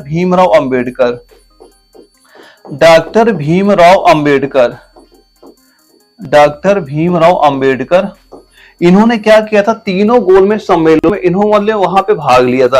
और एक पॉइंट ये याद करना, पेपर में अक्सर क्वेश्चन पूछा जाता है, महात्मा गांधी जी का एक पेपर क्वेश्चन पूछा जाता है कि ये बताइए कि महात्मा गांधी जी जो थे इन्होंने केवल जो सेकंड गोल में सम्मेलन ये वाला हुआ था इसमें इन्होंने भाग लिया था। तो पेपर सीधा क्वेश्चन ये बनता है कि ये बताइए कि महात्मा गांधी ने तो निम्नलिखित में से कौन से गोल में सम्मेलन में वहां भाग लिया था। तो हम लोग राइट आंसर क्या बताएंगे, द्वितीय जो गोल में सम्मेलन हुआ था वहां भाग लिया था। और डॉक्टर भीमराव अंबेडकर वो व्यक्ति थे जिन्होंने तीनों गोल में सम्मेलन में वहां भाग लिया था। ये पॉइंट आप याद करना, अक्सर पेपर क्वेश्चन यहाँ से हमारे पूछे जाते हैं। और इसके बाद हमारा अगला क्वेश्चन आता है कि पृथ्वी की सतह के निकटतम वायुमंडल की परत कौन सी है। इनमें से बताना कौन से पृथ्वी की सतह के निकटतम वायुमंडल परत आपका है। ये पुणे जडारो में क्वेश्चन पूछा गया था और ये क्वेश्चन लगभग सभी के आंसर यहाँ पे राइट आ रहे हैं। लगभग सभी के आंसर आपके यहाँ पे राइट आ रहे हैं। इसका राइट आंसर सभी लोग नोट करना, जिनको ना पता हो क्या हो जाएगा, क्षोभ मंडल। क्या हो जाएगा, क्षोभ मंडल हो जाएगा। ऑप्शन नंबर डी आपका बिल्कुल राइट आंसर यहाँ पे हो जाएगा। अगर इसकी ऊंचाई की बात करें, अगर हम लोग इसकी ऊंचाई की बात करें कि पृथ्वी सतह से इसकी ऊंचाई कितनी है, तो ये आपके हो जाएगी 18 किलोमीटर आपकी हो जाएगी। और वहीं से अगर ये बात करेंगे इसकी ध्रुवों से ऊंचाई कितनी है, ध्रुवों से ऊंचाई बात कर, ये ऊंचाई पृथ्वी की सतह से है। ये क्या है, ऊंचाई पृथ्वी की सतह से। और ध्रुवों से कितनी ऊंचाई इसकी हो जाएगी, ये हो जाएगी आपकी 8 किलोमीटर हो जाएगी। और वहीं पे अगर हमसे ये पूछ लिया जाए विषुवत रेखा, तो विषुवत रेखा से इसकी ऊंचाई कितनी आपकी हो जाएगी, ये वहां पे हो जाएगी 18 किलोमीटर। वहां पे कितनी आपकी हो जाएगी, 18 किलोमीटर आपकी वहां पे हो जाएगी। इसी जो आपका क्षोभ मंडल होता है ना, जो हमारा पृथ्वी का जो मौसम परिवर्तन होता है, इसी क्षोभ मंडल में ही आपको जितनी मौसम संबंधित जितनी भी घटनाएं हमारी होती है वो सारी कहाँ पे होती है, क्षोभ मंडल में आपकी होती है। जो ये बादल होते हैं सारे क्षोभ मंडल में ही आपके वहां पे होते हैं। तो यही पॉइंट याद करना कि यानी पृथ्वी की सतह कितनी ऊंचाई पे क्षोभ मंडल कहाँ तक है, तो वो आपका हो जाएगा 18 किलोमीटर तक आपका ये हो जाता है। ये पॉइंट हम लोग यहाँ पे याद रखेंगे। अगला हमारा क्वेश्चन आता है कि हमारे वातावरण में कितने परसेंटेज नाइट्रोजन है। इंपॉर्टेंट पॉइंट है कि हमारा जो वातावरण है ना, इसमें कौन कौन सी जो ज्यादा गैसें पाई जाती हैं, किनकी मात्रा ज्यादा है, ये पेपर का क्वेश्चन अक्सर वहां पे हमसे पूछा जाता है। तो दोस्तों यहाँ पे अगर नाइट्रोजन की बात करें तो नाइट्रोजन परसेंटेज कितना हो जाएगा, 78% हो जाएगा। यानी इसका ऑप्शन नंबर जो हमारा क्या दिया गया, यहाँ पे ए दिया गया, ये बिल्कुल राइट आंसर हो जाएगा। और ये हमारा जबलपुर जडारो में क्वेश्चन आपका पूछा भी गया था। तो सबसे ज्यादा हमारा क्या हो गया, नाइट्रोजन हो गया। कितना हो गया, 78% हमारा यहाँ पे हो जाता है। तो नाइट्रोजन के बाद अगर हमसे कभी ये पूछ लिया जाए, अब ये बताओ अच्छा ऑक्सीजन का परसेंटेज क्या है, क्या पूछ लिया जाए, ऑक्सीजन, तो ऑक्सीजन परसेंटेज क्या है। या फिर हमसे ये कभी पूछा जाए कि ये बता दो, अच्छा ऑक्सीजन हमने जान लिया, अब ये बताओ आर्गन का परसेंटेज क्या है। या फिर ये बताओ जो कार्बन डाइऑक्साइड है, अब ये बता दो जो कार्बन डाइऑक्साइड है, क्या है, कार्बन डाइऑक्साइड है, तो इसका परसेंटेज बताइए किसका कितने परसेंट है। तो ऑक्सीजन का परसेंटेज कितना हो जाएगा, ये हमारा होता है 20.94% आपका होता है। ये आपका एक्यूरेट है, कितना 20.94% होता है। कहीं कहीं बुकों में आपका ये 21% भी आपको वहां पे देखने को मिल जाएगा। और आर्गन का कितना परसेंट होता है, ये आपका 0.93% आर्गन का होता है। और कार्बन डाइस क्या होता है, 0.03% हमारा क्या होता है, कार्बन डाइस ऑक्साइड का परसेंटेज आपका ये हो जाता है। अगला हमारा क्वेश्चन आता है कि श्रीनगर के कन्याकुमारी से जोड़ने वाले राष्ट्रीय राजमार्ग की लंबाई कितनी है, जो भारत का सबसे लंबा राष्ट्रीय राजमार्ग है। और इन 4 ऑप्शन बताना राइट आंसर क्या होगा। और ये हमारा दानापुर जडावरा में क्वेश्चन आपका पूछा भी गया था, तो सभी लोग इसका राइट आंसर बताएंगे आखिर लंबाई कितनी है। किसी को पता हो सब बच्चे इसका राइट आंसर बताएंगे। ज्यादा आंसर यहाँ पे ऑप्शन नंबर बी हमारा आ रहा है। चलिए इसका आंसर देखिए कितना हो जाएगा, डी आएगा, बी ना के क्या आएगा, डी आएगा। कितना हो जाएगा, 3745 किलोमीटर। ऑप्शन नंबर डी आपका बिल्कुल राइट आंसर आपका हो जाएगा। और जो आपका ये नेशनल यानी जो नेशनल हाईवे आपका 44 नंबर है, ये कहां से कहां तक जाता है, यानी किसको जोड़ता है, जो आपको श्रीनगर को कन्याकुमारी से ये आपको वहां तक जोड़ता है। और यहाँ पे कुछ पॉइंट ये याद रखना, ये कितने राज्यों से जाता है, कितने राज्यों से, तो कितने राज्य हो जाएंगे, 12 राज्य यहाँ पे आपके हो जाते हैं। और यहाँ पे अगर शहर के नाम पूछे जाए, यानी कितने शहर इंपॉर्टेंट है जो इस हाईवे पे पड़ते हैं, तो वो कितने हो जाएंगे, 30 महत्वपूर्ण शहर ऐसे हैं जो इस हाईवे पे पड़ते हैं। ये भी पॉइंट एक बार याद करना। और इसका राइट आंसर कितना हो जाएगा, 3745 किलोमीटर हमारा बिल्कुल राइट आंसर आपका ये हो जाता है। अगला क्वेश्चन आता है कि भारतीय जनगणना 2011 के अनुसार किस राज्य की जनसंख्या घनत्व न्यूनतम, जनसंख्या घनत्व न्यूनतम है, ये पूछा गया। और ये रिलेशन भर्ती में आपका जो एमसी लखनऊ में पेपर हुआ तो वहां पे ये क्वेश्चन आपका पूछा गया था। तो इसका राइट आंसर कितना हो जाएगा, ये हो जाएगा हमारा अरुणाचल प्रदेश। क्या हो जाएगा, ऑप्शन नंबर डी इसका आपका अरुणाचल प्रदेश आपका हो जाएगा। वैसे कई बच्चों के यहाँ पे अरुणाचल प्रदेश ही आपका राइट आंसर यहाँ पे आ रहा है। चलिए मैं कुछ ऑप्शन में और मान लो कुछ पॉइंट नोट कराता हूँ, आप लोग उसके भी आंसर यहाँ पे देने का ट्राई करेंगे सारे बच्चे। अगर कभी हमसे ये पूछ लिया जाए, यहाँ पे पूछा गया घनत्व न्यूनतम, अब यहाँ पे ये पूछ लिया जाए अगर हमसे कि जो जनसंख्या घनत्व है, क्या पूछ लिया जाए, अब हमसे मान लो ये पूछा गया कि जो जनसंख्या न्यूनतम तो हम लोगों ने जान लिया, तो जनसंख्या घनत्व, जनसंख्या घनत्व अगर ये पूछ ले कि ये बताओ अधिकतम कहाँ पे है, क्या पूछ ले अधिकतम, तो अधिकतम में हम लोग क्या बताएंगे, अब ये बताओ अच्छा न्यूनतम जनसंख्या घनत्व, ये तो हम लोग जान लिया। अगर कभी ये पूछा जाए, ये बता दो अच्छा सर्वाधिक, क्या पूछ ले हमसे, सर्वाधिक, सर्वाधिक जनसंख्या, सर्वाधिक जनसंख्या कौन से राज्य में, सबसे ज्यादा जनसंख्या कौन से राज्य में, एक ये बता दीजिए। अगर हमसे ये पूछ लिया जाए सर्वाधिक, हम लोगों ने जान लिया कि न्यूनतम, न्यूनतम जनसंख्या, न्यूनतम जनसंख्या ये कौन किस राज्य में है ये बता दीजिए। या फिर आपसे कभी ये पूछ लिया जाए कि सर्वाधिक, ये सारे आपके इंपॉर्टेंट पॉइंट हैं, सर्वाधिक लिंगानुपात, सर्वाधिक लिंगानुपात, अगर हमसे कभी ये पूछ लिया जाए सर्वाधिक लिंगानुपात ये किस राज्य में, ये पूछ लिया जाए न्यूनतम, अब ये हमसे ये पूछ लिया जाए न्यूनतम लिंगानुपात किस राज्य में, ये सारे पॉइंट आप नोट करना, इंपॉर्टेंट आपके ये हो जाते हैं। तो जनसंख्या घनत्व अधिकतम कहाँ पे बताएंगे, हम लोग बताएंगे बिहार, कहाँ का बता देंगे, बताएंगे कहाँ का, बिहार का। और सर्वाधिक जनसंख्या कहाँ पे हो जाएगा, ये हो जाएगा यूपी, उत्तर प्रदेश का हो जाएगा। न्यूनतम जनसंख्या कहाँ का हो जाएगा, ये हो जाएगा सिक्किम में। न्यूनतम कहाँ का हो जाएगा, न्यूनतम हो जाएगा हमारा कहाँ का, सिक्किम में आपका न्यूनतम हो जाएगा। सर्वाधिक लिंगानुपात कौन से राज्य में हो जाएगा, ये हो जाएगा केरल राज्य में, कहाँ पे हो जाएगा, केरल राज्य में। और न्यूनतम लिंगानुपात किस राज्य में हो जाएगा, ये हो जाएगा हरियाणा में, ये कहाँ पे हो जाएगा, हरियाणा राज्य में आपका न्यूनतम यहाँ पे आपका हो जाता है। ये सारे पॉइंट आपके इंपॉर्टेंट, ये सारे पॉइंट हम लोग यहाँ पे एक बार नोट कर लेंगे। अगला हमारा क्वेश्चन आता है कि 2011 की भारतीय जनगणना के अनुसार केरल का लिंगानुपात, केरल का लिंगानुपात प्रति 1000 पुरुषों पर कितनी महिलाओं की संख्या है, ये बताना है। ये हमारा जालंधर जिडावरों पे क्वेश्चन आपका पूछा गया था। तो इसका राइट आंसर कितना हो जाएगा, सभी लोग इसका आंसर बताएंगे क्या हो जाएगा। तो इसका राइट आंसर क्या हो जाएगा, ये हो जाएगा हमारा कितना, 1084, कितना हो जाएगा, जो ऑप्शन नंबर बी इसका दिया गया है 1084 हमारा बिल्कुल राइट आंसर आपका हो जाएगा। अब कभी अगर हमसे ये पूछ लिया जाए कि ये बताओ अच्छा जो भारत का, अगर हमसे भारत का लिंगानुपात पूछ ले, किसका, भारत का, अब ये बताइए कि भारत का लिंगानुपात कितना है, तो हम लोग क्या बोलेंगे, भारत का लिंगानुपात कितना हो जाएगा 943। कहाँ का, भारत का आपका ये लिंगानुपात यहाँ पे हो जाएगा। अगला हमारा क्वेश्चन आता है कि भगवत गीता का सर्वप्रथम अंग्रेजी अनुवाद, यानी भगवत गीता का सर्वप्रथम अंग्रेजी अनुवाद किसने किया था, इन 4 ऑप्शन बताइए किसने किया था। और ये हमारे जालंधर जेठारो में क्वेश्चन आपका पूछा भी गया था। इसका भी लगभग सभी के आंसर राइट आ रहे हैं। तो देखिए इसमें जिनका भी आंसर यहाँ पे आ रहा ऑप्शन नंबर बी, यानी चार्ल्स विलंकस, ऑप्शन बी इसका बिल्कुल राइट आंसर यहाँ पे हमारा हो जाएगा। और कब ये अनुवाद कब किया था इन्होंने, ये अनुवाद साल का नाम लिखना हो तो लिख लेना 1785, इस समय ये आपका अनुवाद वहां पे किया था। और कभी दोस्तों ये आप पूछा जाए जो आपकी भगवत गीता है, कि जो आपकी ये भगवत गीता है, ये भगवत गीता, इसके बारे में एक पॉइंट ये आप याद करना कि इसका अगर आपसे ये पूछा जाए कि फारसी अनुवाद,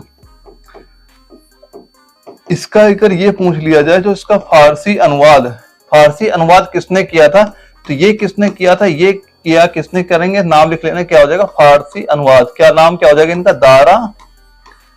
दारा सिकोह, नाम क्या हो जाएगा, दारा सिकोह इनका नाम हो जाएगा। इन्होंने क्या किया, फारसी अनुवाद इसका किया था।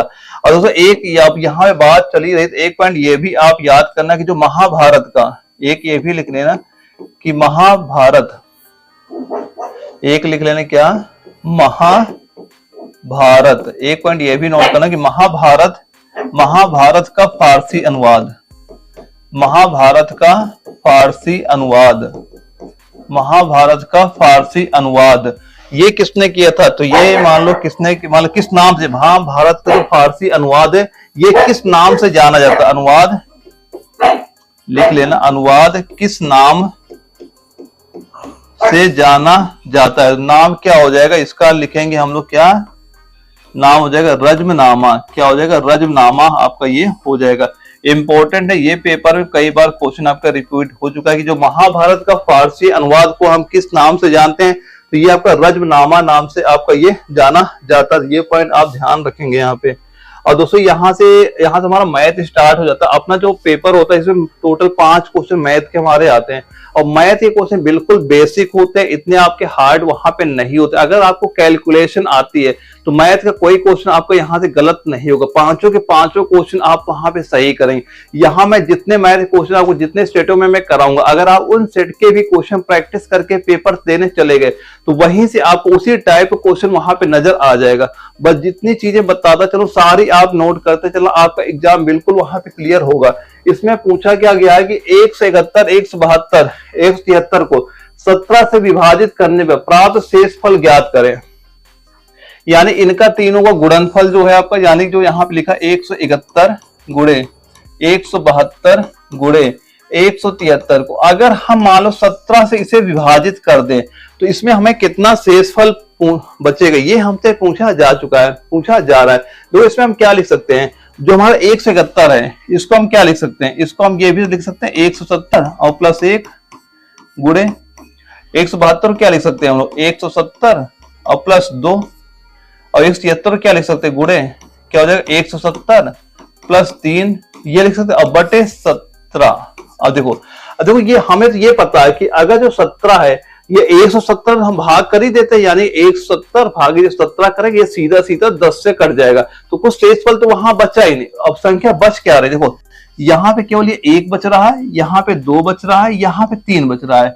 तो अब इसे हम ये भी तो लिख सकते हैं यहाँ पे कि 1 गुणे 2 गुणे जो संख्या बची वो लिख लेंगे। अब बटे हम 17 से इसे भाग कर देंगे, तो ऊपर भाग करिए गुणा करिए कितना होगा 3 दूना 6 और 6 गुणे 1 कितना आ गया, ये हो गया हमारा 6 बटे 17।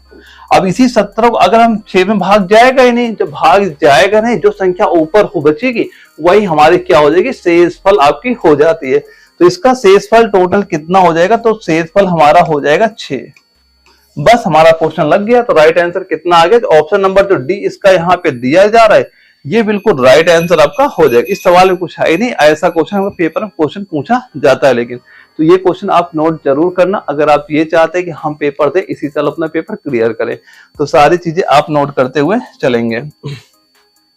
अगला क्वेश्चन आता है कि 4 अंकों की सबसे बड़ी संख्या ज्ञात कीजिए जो 88 से पूर्णतः विभाज्य हो।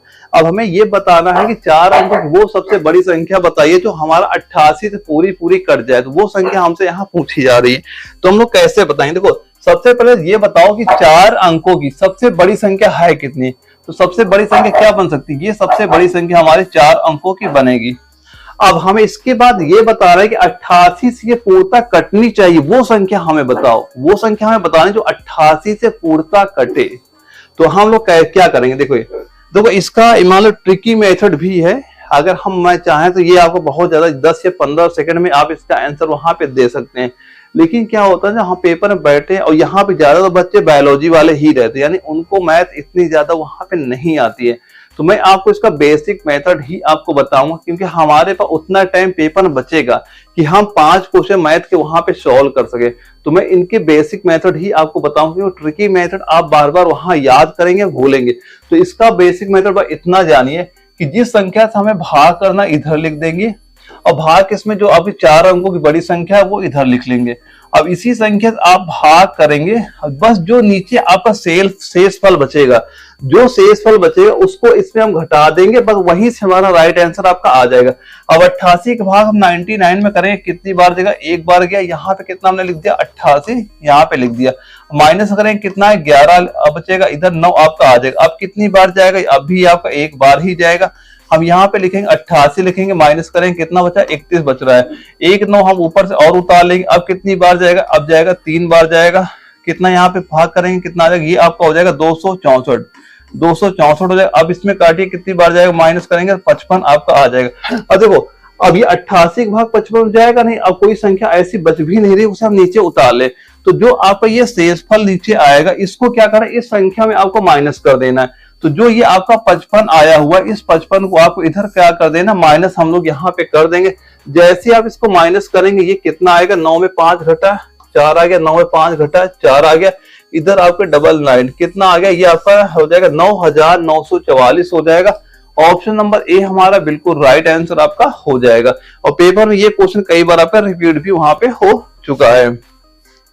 अगला क्वेश्चन आता है कि यदि एक त्रिभुज की कोणों का अनुपात 2:3:7 है तो बड़े कोण का सबसे छोटे कोण से अनुपात ज्ञात कीजिए, क्या हो जाएगा? यदि एक त्रिभुज के कोणों का अनुपात 2:3:7 है तो बड़े कोण का सबसे छोटे कोण से अनुपात ज्ञात कीजिए, क्या हो? देखो, हमें तो ये पता है, हमें क्या पता है कि जो हमारा त्रिभुज होता है, त्रिभुज के अगर ये सारे जो एंगल कोण होते हैं, इन सभी का योग कितने बराबर होता है? ये हमारा 180 अंश के बराबर होता है। ठीक है। अब यहाँ पे मान लो इनके अनुपात दे दिए गए, तो हम ये मान लेते हैं कि एक तो हमारा हो गया 2x हो गई, एक हो गया 3x हो गया, एक हो गया हमारा 7x हो गया। अब इनका योग तो सभी कोणों का योग तो 180 अंश के बराबर ही हमारा होगा। तो अगर हम इन सभी को योग करते हैं तो कितना लिखते हैं? यानी 2x प्लस का 3x और प्लस का 7 है, ये सारा सारा हमारा 180 के बराबर ही आपका यहाँ पे होता है। तो जोड़िए 3 2 5 हो गया, और 5 7 3 10 तो 12x, तो 12x बराबर कितना हो गया? ये तो हो गया हमारा 180। तो x बराबर यहाँ पे कितना हो जाएगा? 180 बटे करेंगे यहाँ पे 12 से भाग करेंगे कितना आ जाएगा? ये आपका 15 डिग्री मान लो कोण का मान यहाँ पे निकल के आ गया। अब देखो हमसे पूछा क्या जा रहा है, तो बड़े कोण का सबसे छोटे कोण से अनुपात बताओ। तो सबसे बड़ा कोण तो हमारा ये है और सबसे छोटा कोण ये है, और x का मान हमने कितना निकाला? अभी निकाला 15। तो ये पहला वाला क्या हो जाएगा? पहला वाला हो जाएगा हमारा, देखो यहाँ पूछा क्या जा रहा है, सबसे यानी तो बड़े कोण का सबसे छोटे कोण से अनुपात। तो पहले लिखेंगे बड़ा कोण हमारा 7 x का मान कितना है? 15। अनुपात पूछा जा रहा है, तो अनुपात के लिए क्या करेंगे? अगला फिर छोटा कोण कितना है हमारा? 2, यानी क्या लिखेंगे? 2। छोटे कोण से अनुपात क्या, तो 2 गुणे करें कितना कर देंगे? अब यहाँ फिर हम लोग यहाँ पे कर देंगे 15। तो ये कितना हो जाएगा? देखो 15 से 15 सीधा सीधा हमारा कट गया, कितना आ गया? ये आपका 7:2 ही आपका यहाँ पे आ जाएगा। यानी ऑप्शन नंबर ए हमारा दिया गया, ये आपका बिल्कुल राइट आंसर यहाँ पे हो जाता है। और यहाँ पे हमसे ये भी पूछ सकता है कि सबसे बड़ा कोण बताइए क्या होगा? यह सबसे छोटा कोण क्या होगा, यह सबसे बीच वाला कोण क्या होगा। तो अगर सबसे बड़ा कोण हमसे पूछ लेता कि ये बताओ सबसे बड़ा कोण, हम क्या करते 7 गुणे x के बाद 15 से गुणा करते थे, तो वहां से हमारा सबसे बड़ा कोण वहां पे निकल के आ जाता। इस तरह हम इसका आंसर वहां पे दे सकते थे। अगला क्वेश्चन आता है कि एक थैले में लाल गेंद और हरी गेंद का अनुपात, लाल गेंद और हरी गेंद का अनुपात कितना है, 15:26 है। यदि थैले में से 12 हरी गेंद और डाल दी जाए तो लाल गेंद का हरी गेंद का अनुपात 1:2 हो जाता है। तो थैले में कितनी लाल गेंद है ये हमसे यहाँ पूछा जा रहा है। देखो पहले क्या दिया गया, पहले गेंद कौन सी है, इधर लाल गेंद है, इधर हरी गेंद है, ठीक है। पहले अनुपात क्या है इनका, 15:26 यहाँ पे दिया गया। 15:26 यहाँ पे क्या है, यहाँ पे दिया जा रहा है। देखो हम ये मान लेते हैं, हम यहाँ पे ये लिख लो, हम ये मान ले कि माना, ये लिख लो माना लाल गेंद, माना पहले हमने मान लिया कि लाल गेंद कितनी हमारी, लाल गेंद हो गई हमारी 15x हो गई, और यहाँ पे हम लाल गेंद 15x हो गई, और इसके बाद लिख लो यहाँ पे हरी गेंद हमने मान लिया कितनी हो जाएंगी, ये हो जाएंगी 26x हमारी यहाँ पे हो जाती, कितनी होगी 26x हमारी ये हो जाती है। अब देखो यहाँ पे क्योंकि लाल गेंद कितनी है 15, हमने मान लिया लाल गेंद 15x हो गई, और हरी गेंद 26, तो हमने मान लिया हरी गेंद 26x हमारी हो गई। अब देखो अब क्या दे रहा है, अब कह रहा है कि यदि थैले में 12 हरी गेंद है, ऊपर पहले हमने मान लिया कि हमारी ये लाल गेंद 15x हो गई, नीचे हरी गेंद हमारी कितनी, ये 26x हमारी हो गई। अब कह रहे हैं यदि थैले में 12 हरी गेंदे, तो 12 जो हरी गेंदे हैं ये इसमें और डाल दी जाए, 12 हरी गेंदे और डाल दी जाए, तो अब इनका अनुपात कितना हो जाता है, अब अनुपात इनका 1:2 आपका हो जाता है। तो ये बताओ थैले में कितनी लाल गेंदे हैं, थैले में लाल गेंदे कितनी है। यहां से हम x का मान निकालेंगे, जो x का मान हमारा निकल के आएगा उससे यहाँ पे हम लोग रख देंगे, जहां पे ये x लिखा हुआ यहाँ पे मान रख देंगे, और 15 गुणे उससे हम कर देंगे, वहां से हमारा लाल गेंदों की संख्या निकल के आ जाएगी। अब इसमें देखो तीसरे को हम लोग यहाँ पे गुणा, इसकी गुणा इससे कर देंगे, इसका गुणा इससे करेंगे, तो इधर कितना हो गया 15 दूना 30x हो गया, बराबर का ये हो जाएगा 26x हो गया, और प्लस का ये हो गया 12।